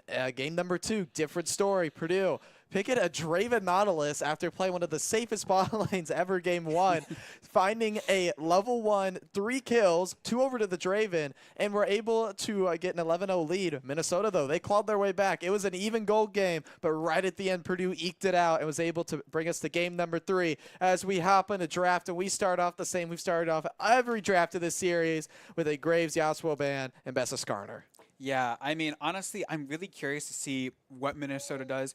They do ban out the Ivern. They say, okay, the Ivern was a problem. We do not care about Draven Nautilus. Pick Draven, please. We won't make the same mistake again. But now, because they use that ban on Ivern, Purdue immediately locks Gragas. That's something that Minnesota has been banning out this entire time. And now Purdue's top liner is just saying, this is my champ, I'm unleashed. And so they immediately slam the Gragas. Thing is, does Minnesota have something to counter this? They've been saying, hey, we can show Galio in the top lane. Do they just pick it immediately and hold that flex once again? Or do they go for something else? Do they go for something different here? Maybe first pick Ash. Smolder. Smolder. That is interesting. Minnesota usually likes to have a really aggressive bot lane. Now we're going for a more scaling type bot lane. They did have Smolder changes, so Smolder does scale more based off of gold and AD. So getting an early lead on Smolder actually matters much more, not as much as stacking. But this is a really interesting change from Minnesota, just kind of going to Smolder Karma right here. So they are still going to have a pretty safe but aggressive lane here. And I'm interested to see how Purdue responds to this. Do they go for Draven Nautilus again? I feel like Minnesota's kind of daring them to go for it, saying, hey, look at that early lead you got. Try it again. Yeah. And the Karma, though, the Karma kind of counters that. The early shield, the Mantra Q can do a lot here. And I kind of, laughed a little bit when the Smolder is picked, just because Smolder has been what was just like we pick Smolder, we win, has now become this kind of coin flip champion. And we'll definitely have to see how they pilot it. Just, all the Smolder moments here. Xin Shao locked in. Now, we've seen Zutter play on Xin. And talk about a playmaker being everywhere at once. And with a Wei coming back in, Hayden was really, really good on that Wei. Gave a really star performance. This is looking scary for Minnesota, but a Jax lock in coming. Are we looking at a Jax Gragas top matchup? Yeah, I think that's definitely just a Jax Gragas right there. And now also, something interesting, Purdue immediately getting Hui. Hui kind of was the unsung hero of the last match. Minnesota actually does ban Draven, though. They do say, okay, you know what, we don't want to deal with it. Honestly, I feel like they would have been able to give that away, but now Purdue is going to ban the Galio. They did see the Jax get locked in. That is definitely going top, but they don't want to deal with it mid either. It can really counter the Hui, and it was able to stifle the Hui in the early game at least. All things considering, in the early game of game 2, the mid lane was the most even. And now they're kind of trying to stifle that Galio and saying, no, pick something different into us. We want to be able to get that way ahead if we can. But now Minnesota banning Corki. Yeah. The Draven Corki ban. Purdue, for once, picking their whole top side in the first 3. Minnesota kind of looking at it saying, well, we don't really know much else about this bot lane except they beat us on Draven and they play Corki. So they're going to take those 2 away. They're not too concerned about any supports right now. We'll see what Purdue ends up going. This is going to be something new out of their bot lane as both their traditional AD carriers are gone. The Poppy ban coming in. That's going to be to stop the Gragas and Shao. Hear me out. Poppy ban, that makes me, this is copium, Pike. is always an option. Probably not here, but I'd love to see it. But Minnesota picks Aurelia, so they say no. Purdue actually called it right. This Jax may not be going into the top lane. I do think it actually is, and that's Aurelia. Is that Samira or my eyes? That is that's a hover. That's a Samira hover. And it's a lie. It's a Samira rock in. Okay, Renekton hover. Gragas support. Gragas support. Okay, yep. I had to catch myself. Yeah. This is Purdue we're talking about here. But a Samira Gragas bot lane, the Renekton top lane into the Jax Irelia. Sejuani pick out of Minnesota here. Very interesting draft lineup. Yeah, break this down for us. Okay, so Samira being picked up by Purdue is actually extremely interesting because Samira is kind of Purdue has some massive AoE team fight. They have Gragas with the casket to completely break things up, Xin Zhao to break things up, basically just getting in the middle of Minnesota and scattering them. And then Samira will be able to just find a massive pick in theory. But also, I'm curious how they're going to get onto this Smolder because Renekton wants to dive onto the Smolder. Gragas wants to find a nice body slam combo, but this Karma is going to be a pain in their side at all times. And also, I'm really curious to see what this Aurelia Jax is going to look like. I'm assuming this is Jax top and Aurelia mid, but Aurelia mid against Hui, if you do push that wave up as Hui, you're going to get ran down. And also, Minnesota has a really strong side lane. They can put Smolder in there safely. Aurelia and Jax would love to put some crazy pressure onto the side lane. And then to top things all off, we have a Sejuani who can just be another big, massive thorn in their side while they try to get onto Minnesota. But a lot of Minnesota's damage is coming from this Smolder. So it's going to be to see if they can get onto it. But if they ignore this Jax and Aurelia, that's going to be really scary for them too. Yeah, a triple threat comp from Minnesota, honestly. Jax, Aurelia, Smolder. And earlier I had said Zetter on Xin Shao. That's just because I associate Zetter with Xin Shao. Actually, Purdue was the one that picked Xin here. Very different move for their jungler. Zetter actually opting for the Sejuani. Whole different play style. Yeah. Not really seen that kind of tank, but pretty similar to Nunu Sejuani. It can be really aggressive early. We'll see what these teams do when we hop onto the Rift after this break. For game number 3, the deciding game for who will be the champion. And we'll see what's decided on the Rift.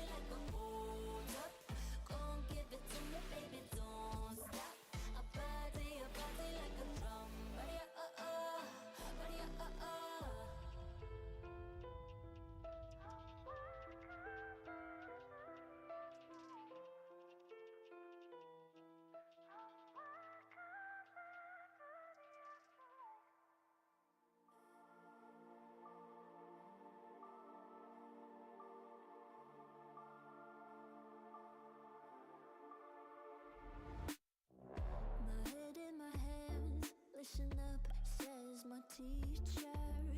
In front of the class, he says if you're not a believer, self-reviews, that's on you. Better shape up and pay your dues. Self-reviews, that's on you.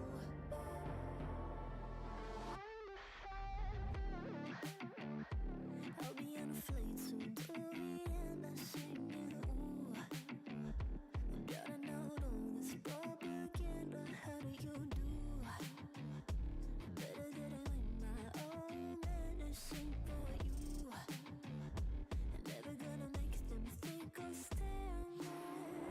For all the things that I've said, pushing me closer to the edge. And I don't know let loose. Don't mind if I do. For all the things that I've said, pushing me closer to the edge. And I don't know let loose. Don't mind if I do.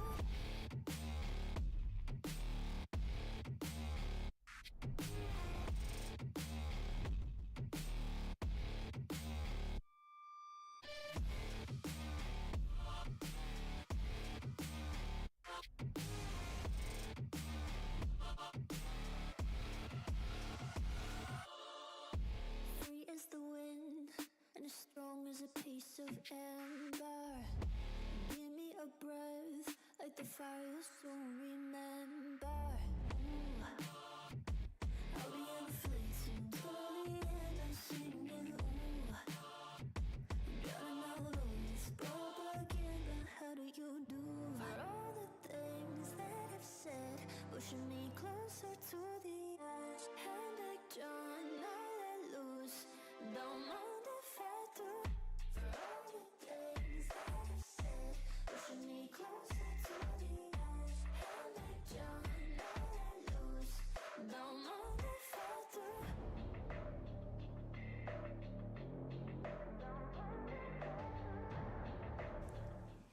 Hello, everyone, and welcome back to game number 3 of the Big Esports Conference League of Legends Fall Series Tournament here. The Minnesota Gophers and Purdue Boilermakers fighting it out. A hard-fought series. It's all coming down to this. Game number 3. One Nexus between each of these teams and taking home the championship. Both these teams have fought through a 10-team total bracket to get here. One Purdue hailing from the east region, Minnesota coming from the west, fighting through their respective brackets, making it to the final bracket, making it all the way through that right here to this moment to one singular game, one Nexus, one game on Summoner's Rift to decide between who takes the championship home. And it's coming down to this. It's coming down to Renekton, Zin, Wei, Samira Gragas versus Jack, Sejuani, Aurelia, Smolder, Karma. And we've had 2 banger games before this, and I'm sure this one is going to prove to be as well. Yeah, and in the end here, it's only one game that they have on their mind. This is a really different draft from both teams too. This Samira Gragas is actually really interesting in the bot lane because Purdue kind of has a walk 'em down comp with Renekton and Xin Zhao. They don't have a lot of reliable range besides Hui, which was kind of the unsung hero of the last game, finding insane damage and choke points. But going a walk 'em down comp against a Smolder Karma with a Sejuani in front of them, it's really daring, and you have to really be able to execute. I'm going to be looking at this top lane, which is already scrapping right now, which you'd expect against a Jax and Renekton. But also, I'm interested to see this mid lane and how it's going to play out with how these waves are going to be pushed, because as Hui, you want to be able to push these waves, shove them out really quickly with your QE. But shoving a wave against Aurelia, if anyone's ever gone against Aurelia in the mid lane, you think it's, oh, I'm going to be able to poke her out, I'm going to be able to bully her. No, she's going to Q through every minion, stack up, and run you down. So this is going to be a really, really interesting matchup in both of these solo lanes that I think is really going to dictate this game. And also, Minnesota is putting Purdue on a timer by locking in this Smolder. Yeah, and looking at the damage types from Minnesota, you might first think, oh, they're heavy AD, but Jax, Irelia, and Smolder do mixed damage. So at the end of the day, while you're AD heavy, and you definitely want to be buying plated steel caps on the side of Purdue, there is the mixed damage coming in. You have a Karma, Sejuani as well.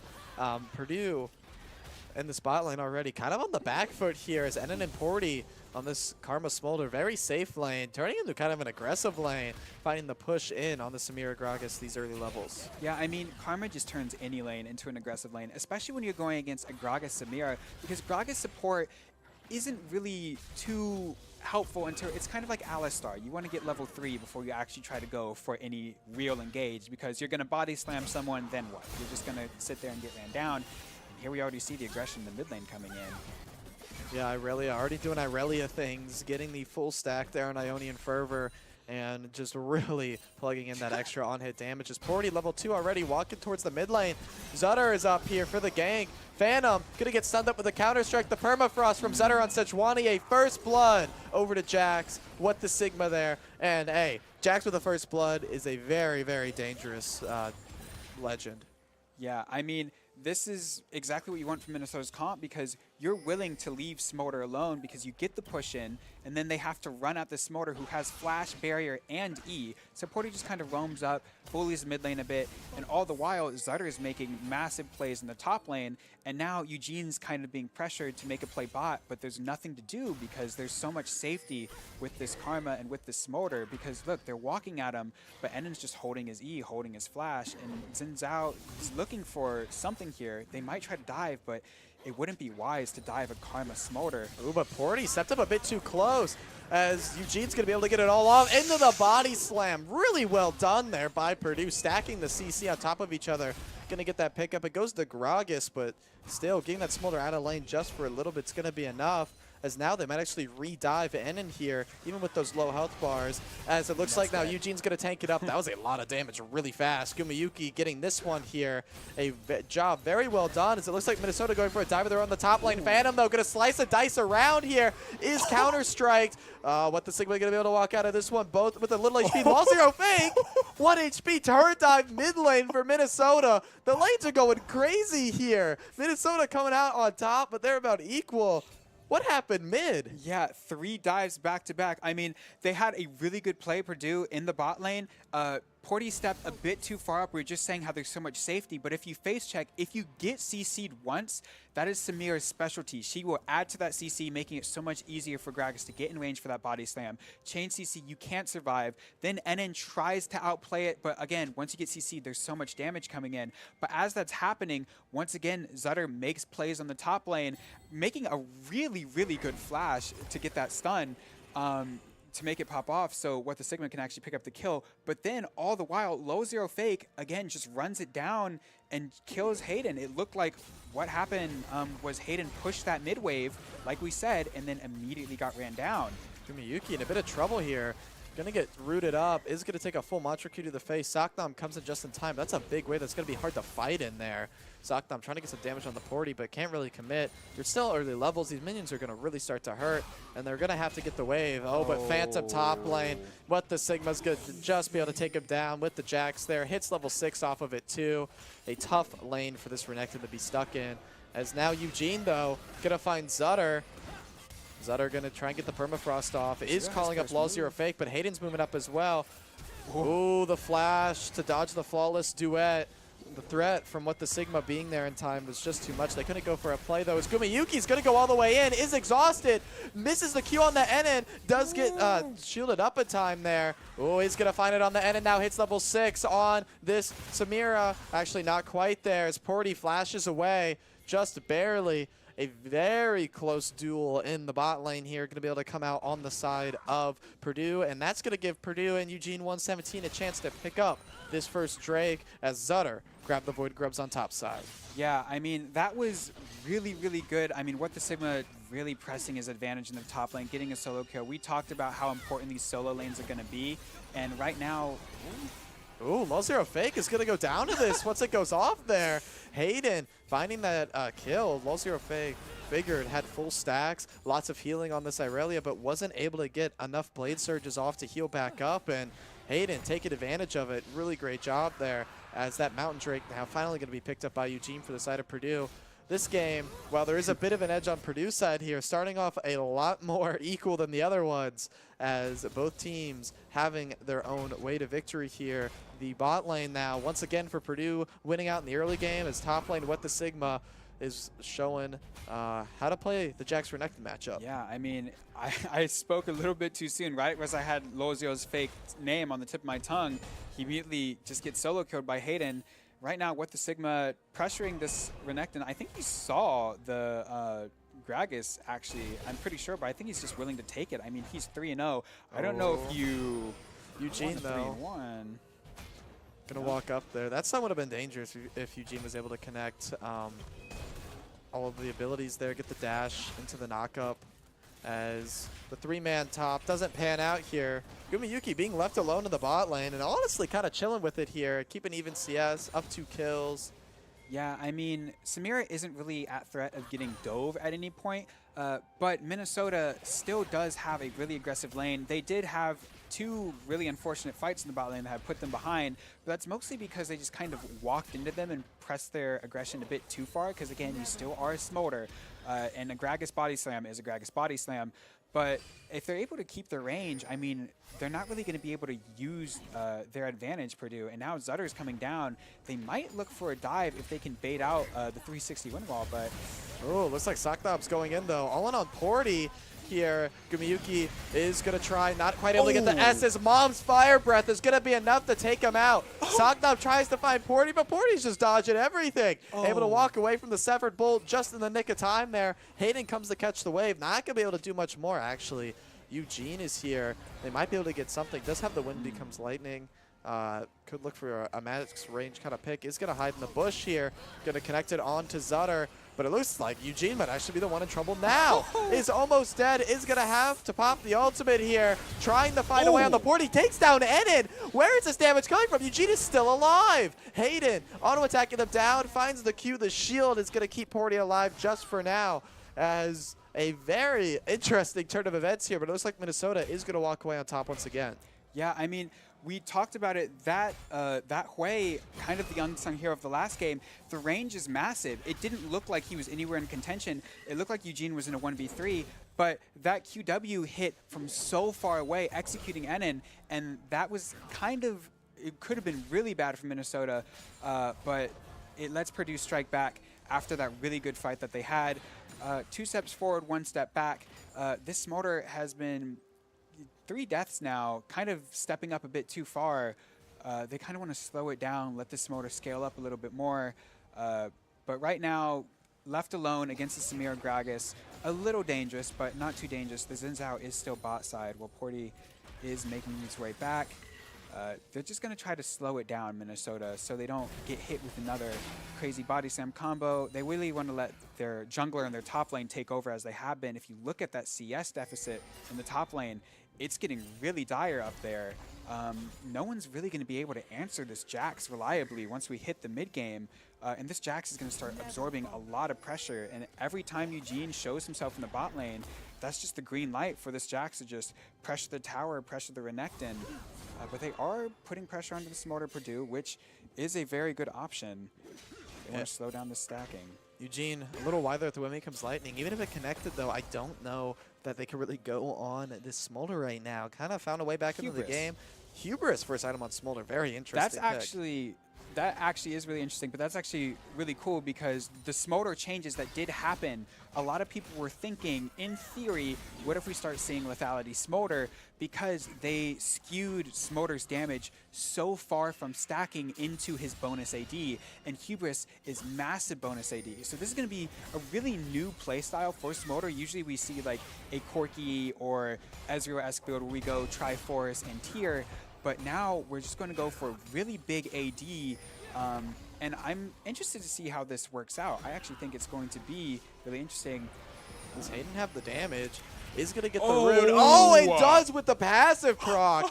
Wei has a lot of damage in the kit when you do it right. A beautiful stacking of abilities there from Hayden. Dings level 11 off the back of it as well. As now the explosive cast, though, 100-0 again from Purdue, and this time in the bot lane. As Gumayuki, that's that Gragas Samira combo they were looking for. The cast, the body slam into the Samira damage. As now Minnesota, it's a tied up game here. Purdue is going to actually pick up the second dragon to the Infernal Drake. Going to get a bit of a bonus AP and AD off of it, as well as get ever closer to that coveted Dragon Soul. As a lot of bot turret plates going down in the last couple minutes of plates here over to the side of Purdue's bot lane and throwing that cast back.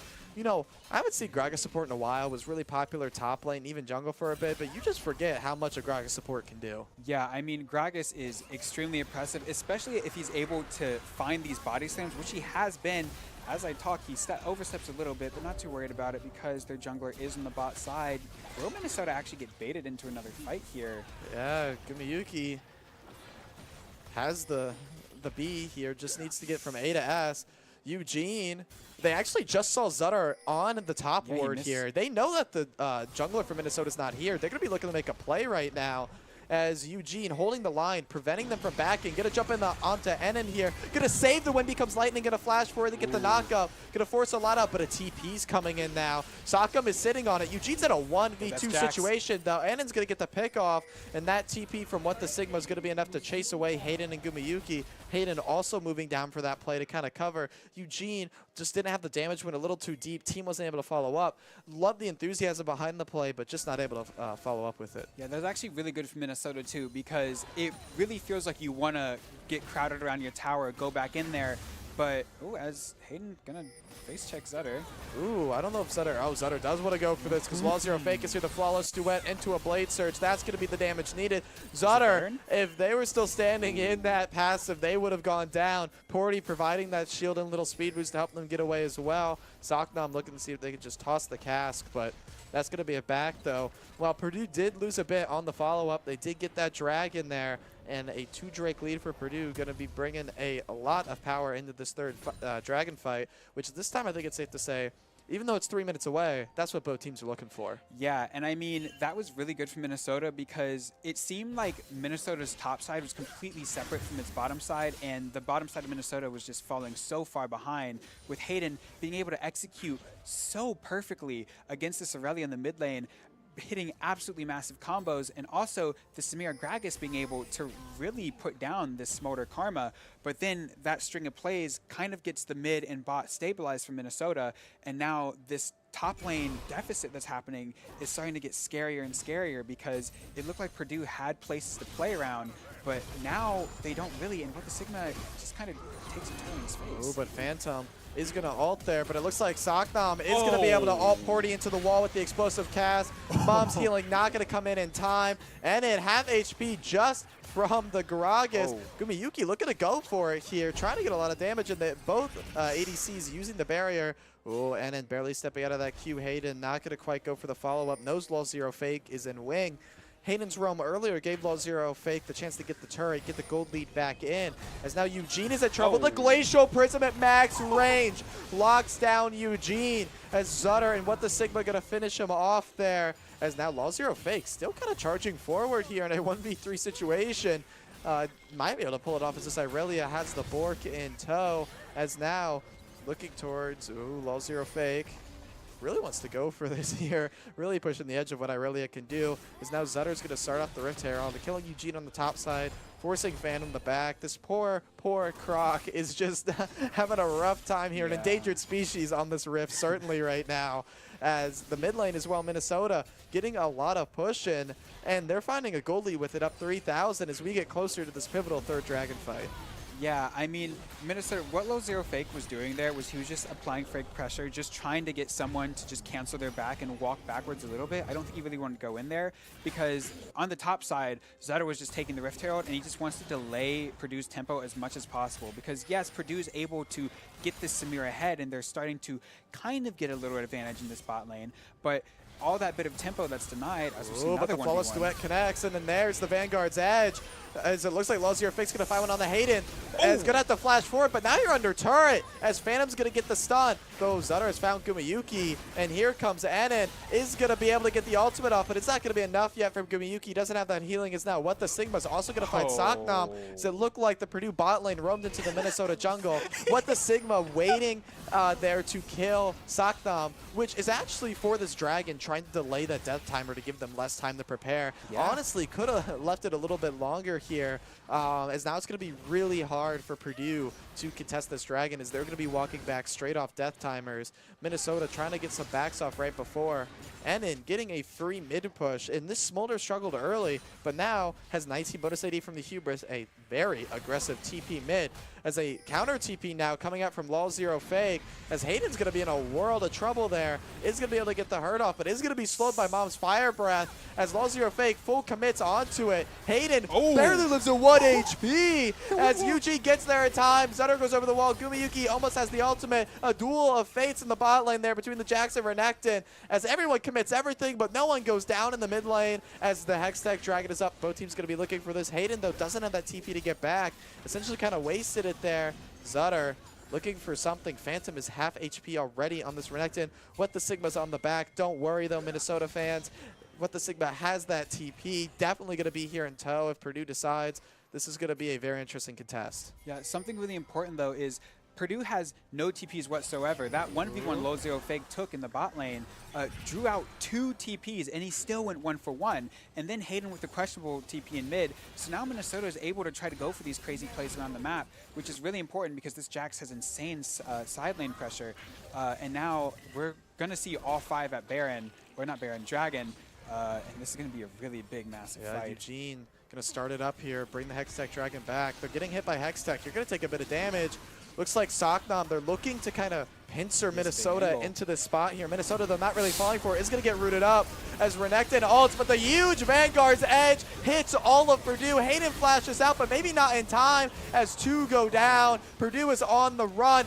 Jumping back in from Eugene is going to be able to take out Law Zero Fake, turning on the Porty. They're finding some kills back. Smite fight. Can Eugene get this dragon here? Going to jump forward, looking for the smite. Does get it. The smite from Eugene's going to come in time as Saknam is chasing down. And Eugene actually going to get away the counter-strike just in time. And it's going to go down to the Gragas. They might be able to win this here as Eugene is going to get stunned up by the permafrost, but gets the heal up just in time. The win becomes lightning.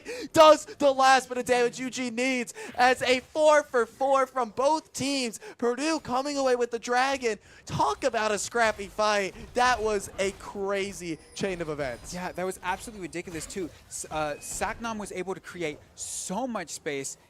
There's no way. There's no way. The flash from What the Sigma. Unofficial ace there for Minnesota. Honestly, Sockdom probably bit off a little bit more than they could chew. A little bit overconfidence there, but hey, they almost got it. I mean, Saknam does have really incredible damage. He was able to create so much space for Purdue through that entire team fight, and then eventually just soloing down Enon. That's one of the downsides of having just a pure hubris build. You don't really have any constant AD you're putting out, and yes, those Qs are going to come in, but you don't really ever get a chance to, and that's a Storm Surge on this Gragas. So he has a lot of one-shot potential, even though he is just a support. And also Eugene, off the back of that last fight, not only was he able to turn that, he was able to win the Smite fight, he also buffered his CC perfectly. As soon as What the Sigma jumped on him, he ulted. As soon as it looked like What the Sigma was about to get a stun off, he knocked him up. It was absolutely flawless from Eugene, which is kind of really insane because it looked like he hadn't been having too much impact this entire game,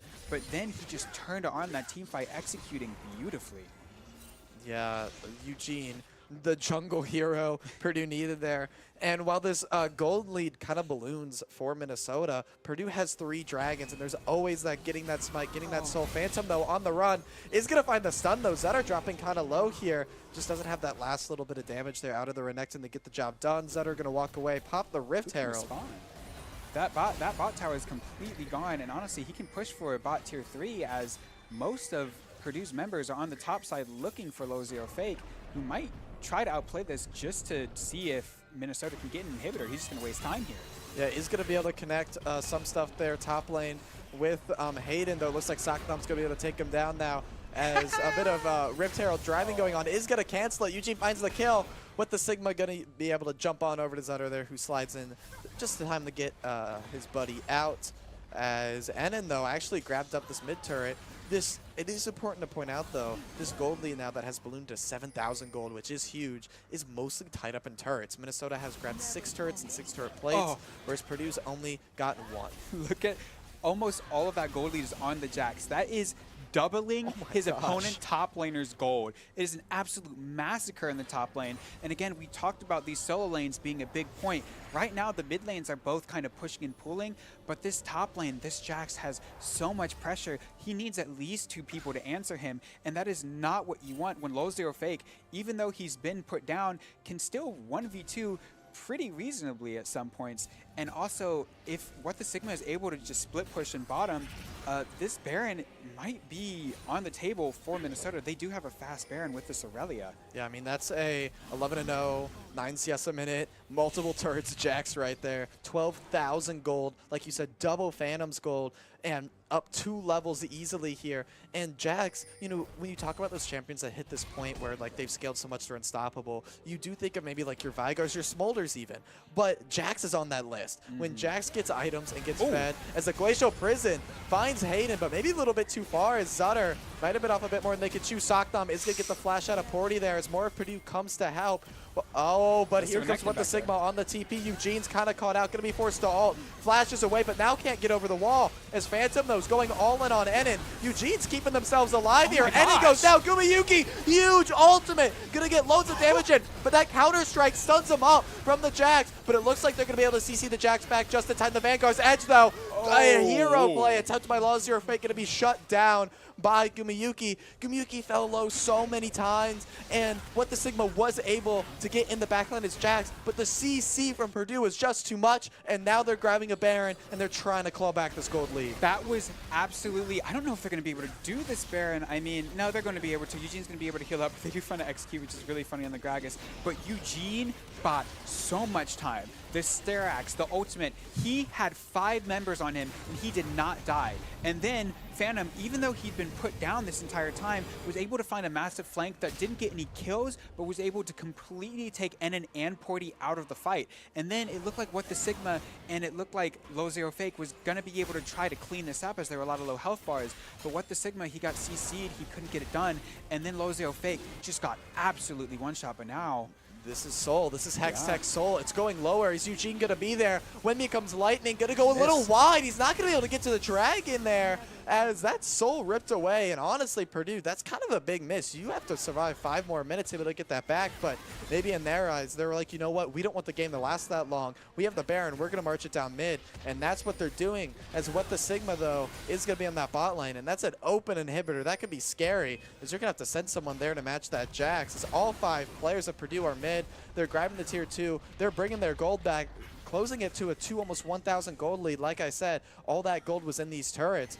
Though they really need to send someone behind. I just gotta stress is what the Sigma on Jax marching towards this inhibitor, but a fight might break out here in the enemy base, as it looks like they are now gonna realize they need to go back to deal with this Jax. Purdue's gonna lose an inhibitor though. Yeah, I was thinking Minnesota could try to slow chase, and that's exactly what they're doing, because Phantom cannot 1v1 with the Sigma right now. What the Sigma is gonna pull back, they're gonna let Purdue go, so they do trade the inhibitor for a near into towers, but Sutter has the Glacial Prism. Saknov gonna go really deep and really low.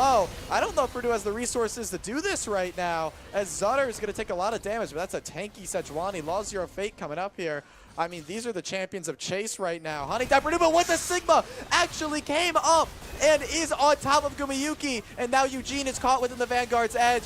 Gumayuki is running and running and running, but it's not going to be enough as what the Sigma takes him down. Eugene in another 1v4 situation, trying their best, but it's just going to be too much. What was a great play by Purdue, they just stayed around too long. They lost an inhibitor, and now they practically got aced. yeah, they completely lost track of what the Sigma. After he walked away, they thought he backed. He walked straight through mid and met them in their own topside jungle, and they got completely collapsed on, which was absolutely disastrous from Purdue. They had nowhere to go. And Eugene was able to buy time in almost 1v2, but Saknam. Yeah, Saknam and Phantom going to be playing up here. They are going to get the TP out, though, from Lull Zero Fake, though it looks like Saknam might go down here. Once again, this Gragas does a lot of damage, but just can't be alone like that. You are support Gragas at the end of the day. And a huge play again. Purdue, the saving grace here is there's not really much up for Minnesota to take. Yes, they could take these jungle camps. Yes, that hurts. They can grab the cert. They did grab an inhibitor, but you just got to be thankful that you're not losing Baron or Dragon here, or this might be the game. Yeah, I mean, if Purdue didn't secure that Baron when they did, that probably would have been the game right there. But, I mean, it almost feels like the Baron was Purdue's downfall because they played so far up. They did get 2 towers and an inhibitor in trade for only 1 inhibitor, which was pretty good. Actually, no, they didn't even get the inhibitor. But then they just overstayed. They let themselves get slow chased. They tried to turn back and then completely lost track of that Jax. And then that ended up in a massive wipe. And now, while they're trying to struggle to get vision back, Saknam gets picked. And now you got to start thinking, like, this Gragas has a lot of one-shot potential, but now it's kind of falling off. The Karma Shields are coming online. The Smolder is getting harder to reach. He has Rapid Fire Cannon completed. That's an Elixir of Wrath, by the way. So now we're getting to the point where this walk 'em down comp was really successful. They were able to execute, but now it's to that point again where you have to ask the question, how do you walk into a Smolder Karma?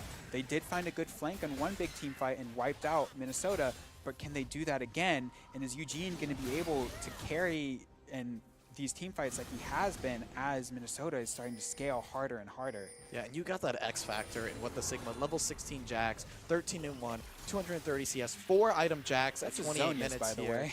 Yeah, like this Jax is just jumping on your backline, killing them, and then not letting them play the game. And if what the Sigma can successfully pull that off, it's going to be impossible for Purdue to play. But maybe called a little bit of copium. That was kind of the best time to die like that for Purdue if it was going to happen. They didn't lose any major objectives. And when their inhibitor fell, Minnesota wasn't able to end. They don't have immediate follow-up. They don't have that Baron. It's a space, honestly, for Hayden or Gumayuki to farm up those super minions, get that plus 90 gold, try and get that one last extra item in, because you know you got to talk about the 4 item Jax again. You need your players to have 4 items. You need your carries to start coming online to that same level, or you're not going to have any hope of getting through this monster, this absolute Sigma on the Jax. Yeah, and I mean, what the Sigma is in the top side, and also Dragon is going to start spawning pretty soon. So now, and he also has teleport, so he might just walk straight back top, push in that wave, and someone has to answer him. If not, that's going to be 2 inhibitors down, And Purdue might be willing to take that. They might be willing to send 5 to the Dragon while What the Sigma goes top. But actually, What the Sigma is just going to come straight bot. They're going to set a trap here in the bot side jungle while they set up for this Dragon. Oh, but the Glacial Prism's going to fight Socknam. This isn't the time you want that to happen. Socknam's going to go down as the Vanguard's Edge is going to connect on the Gumayuki, who is going to ult. It is going to be able to fight Low Zero Fake, but goes down in the end. But here's Hayden and Phantom. They're going to pick off Zutter. Eugene just can't go down, but here comes What the Sigma. And Smolder stacks her up. That Execute's going to be there just in time. It's going to be up to Hayden to deal this damage. Eugene trying the kite and kite and kite. Is it going to be enough? Phantom, though, is on Enon, barely staying alive. The Execute's going to be enough as What the Sigma chases down Eugene.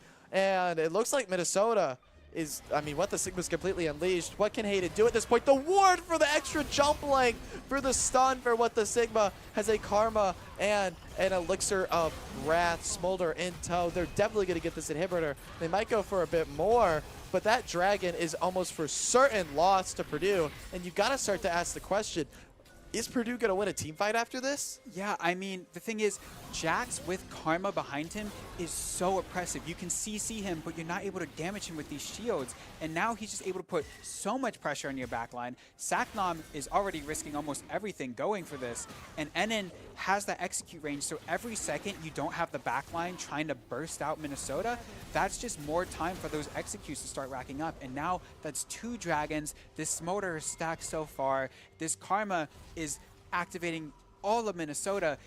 Purdue, it's really scary now. You kind of got to hope they walk into a choke point, maybe try to secure as much vision as he possibly can in one quadrant of the jungle, probably your top side since Baron's up, and just hope you can catch someone while they're looking for vision. I mean, Karma alone is still Karma alone, and you do have a really good burst combo. It's just really difficult. This front to back for Minnesota is completely online, and What the Sigma and Low Zero Fake are just diving into the backline and decimating. They're going to fight Low Zero Fake, though. Eugene's going to make the call to commit there as Hayden goes wide with the ultimate, but it's still going to be enough to take down Low Zero Fake. Gumayuki going to get the kill there. What the Sigma's TP did not come in on time. A crucial pick for Purdue to give them a bit more agency on this map, as the Baron is up as well, but they're not quite sure they could take it. What the Sigma is still alive and well. They don't have the vision they need to safely walk in, but Purdue, they got 30 seconds to deal with it. Death timers, they're hitting that point, so it looks like they're going to make the walk up to Baron. This is going to be kind of sketchy, though. Even though it's a 4v5 here, Minnesota has the tools to fight back. Yeah, but this is fish in a barrel. Minnesota can just try to poke and poke, but this is burning down really fast. Does Zutter have any vision? Zoc now finds What the Sigma on the side. He's going to be stunned up and almost instantly has to go golden. Renekton, oh, the Counter-Strike's going to cancel the W so they can stay away as Hayden chasing him down with some abilities. The Baron did reset, though. Low Zero Fake is going to be up in a couple seconds here with the teleport. I don't think Purdue is going to be able to re-engage on this here. As Socknam, though, taking out the ward, Phantom's back is going to be canceled.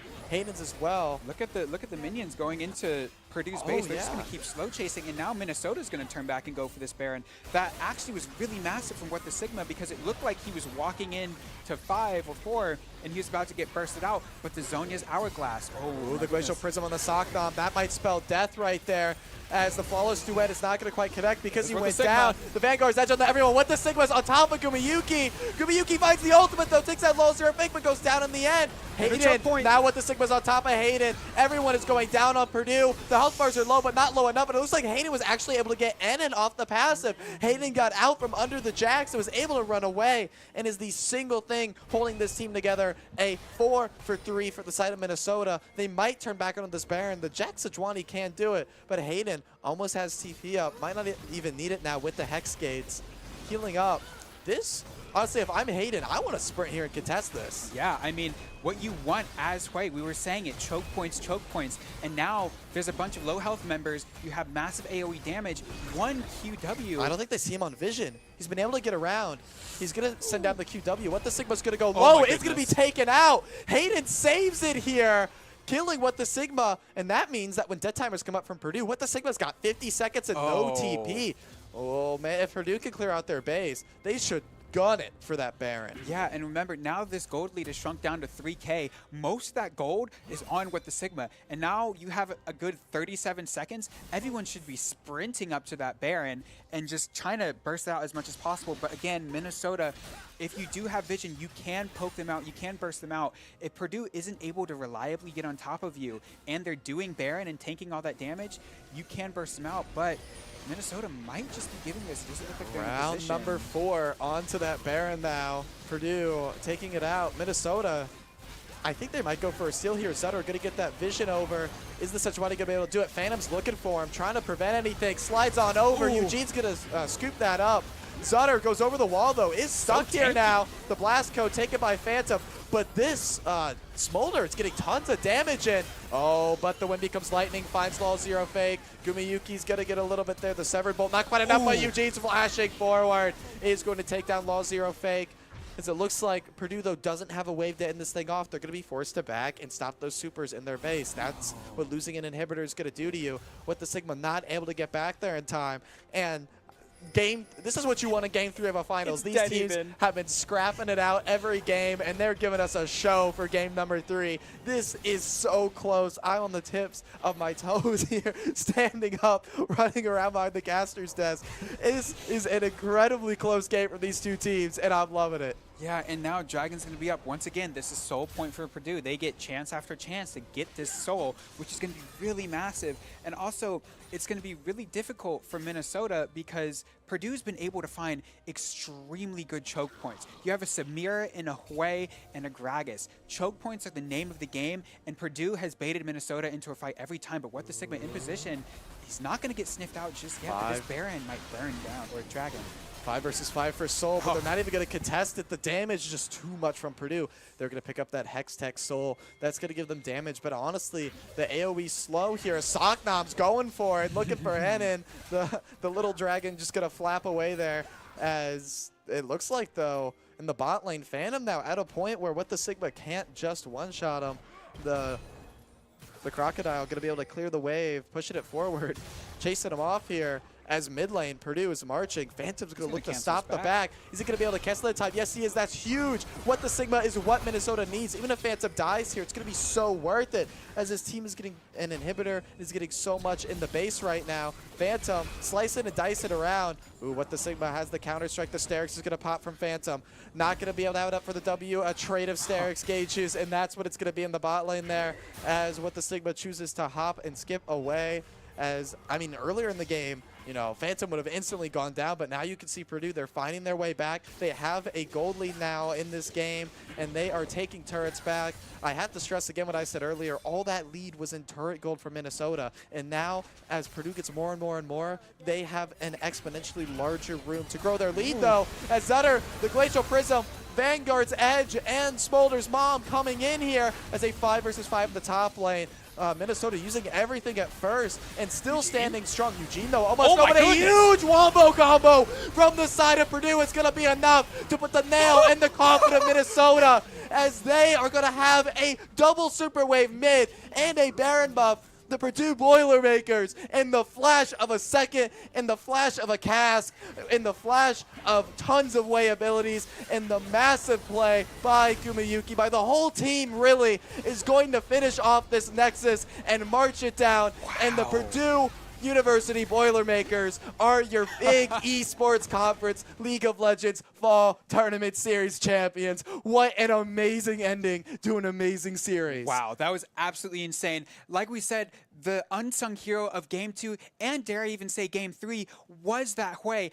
Absolutely insane with the AoE damage, hitting every single combo. It looked like sometimes he would just throw out his ult for no reason, but Hwei ult, the Swirling Despair, gives a massive AoE slow, letting you combo all of your abilities so well. And every time he'd do it, he'd throw out his ultimate and then throw out the WE, throw out the EW, and then just absolutely decimate an entire team, because once that ultimate pops off, if you've hit anyone else around them with an ability, that pops off the passive on them, and it's a chain reaction. And then the Samira coming in over top of it with the Collector, with the IE, able to just absolutely clean house. And what we thought was a questionable composition ended up turning into a incredible execution from Purdue. Yeah, and Purdue at the end there, you have to break down that last play, like you said, the way ultimate getting on. And I don't know what exactly it was because it all happened so fast, but the damage coming out from Purdue instantly popped the target it was on and did the mass slow, the mass AoE, and great job by Gumiyuki sliding in right at the right moment. Yes. Eugene so low, but just knowing how to play at those limits of Zen Shao, full committing in, setting them up to get that team wipe. And honestly, things were looking a little rough for Purdue. Even though they had fought their way back, they got that Dragon Soul. There's a moment in time, and even at that play, I'm like, they're getting outscaled. Look at this. They're so close to Smolder execution. What the Sigma is full HP, but they saw their moment, they took it, and they got the championship. Yeah, and I mean, like, the thing with Smolder is it used to be such a scary thing, like, oh, the Smolder scaling. If I can get on top of the Smolder, it doesn't matter. And Eugene played his role perfectly. Every single time, they hadn't no real true frontline, Purdue, but Eugene took that role and he would absorb so much pressure, take that engage. He would ult out, then jump back in. It looked really questionable at first,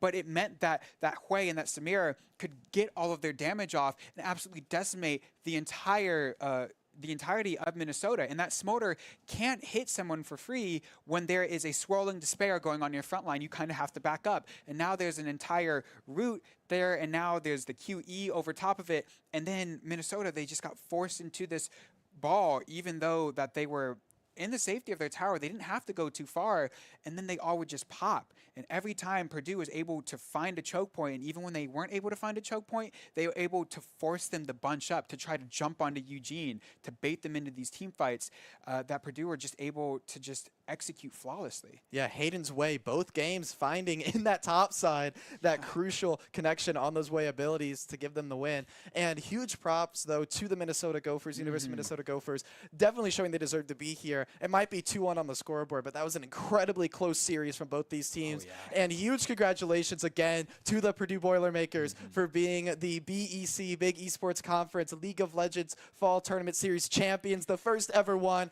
taking home the crown, taking home the win today. Congrats to you guys, definitely deserving of this team. Who a reverse sweep with looking at that first game where they fought back hard, but they were down the whole time, being able to bring it back with a commanding game too, where it had its moments, but they were able to cinch it out. And this one, a hard fought battle from start to finish, where the Boilermakers came out on top today, showing they're deserving to be champions. Oh yeah, absolutely. And making those really key adjustments after game one, we were really worried that they weren't going to be able to adjust. And then they came in with the Draven Nautilus. And we even kind of dared to say that it felt like a fluke with that crazy early game invade, that they weren't going to be able to recreate it. But then Purdue were able to just find plays on their bottom side of the map. While the top side looked like it was absolutely in shambles, it was still able to be salvaged, and that Renekton still was able to play a key point. And then Purdue were able to just play to their strengths, not panic. Even in game two, where it looked like they were losing their lead, they didn't panic. They still found the big pick when it came through. And honestly, I think I have to give it to the Hui. Like, if I had to think of an MVP, the Hui was absolutely insane. Yeah, hated on the way both games with that clutch play. And thank you also to everyone who took the time to watch these two teams compete. An incredible competition, really. And thank you to the Big Esports Conference for hosting this League of Legends tournament this fall. It has been a great tournament to watch and follow along with.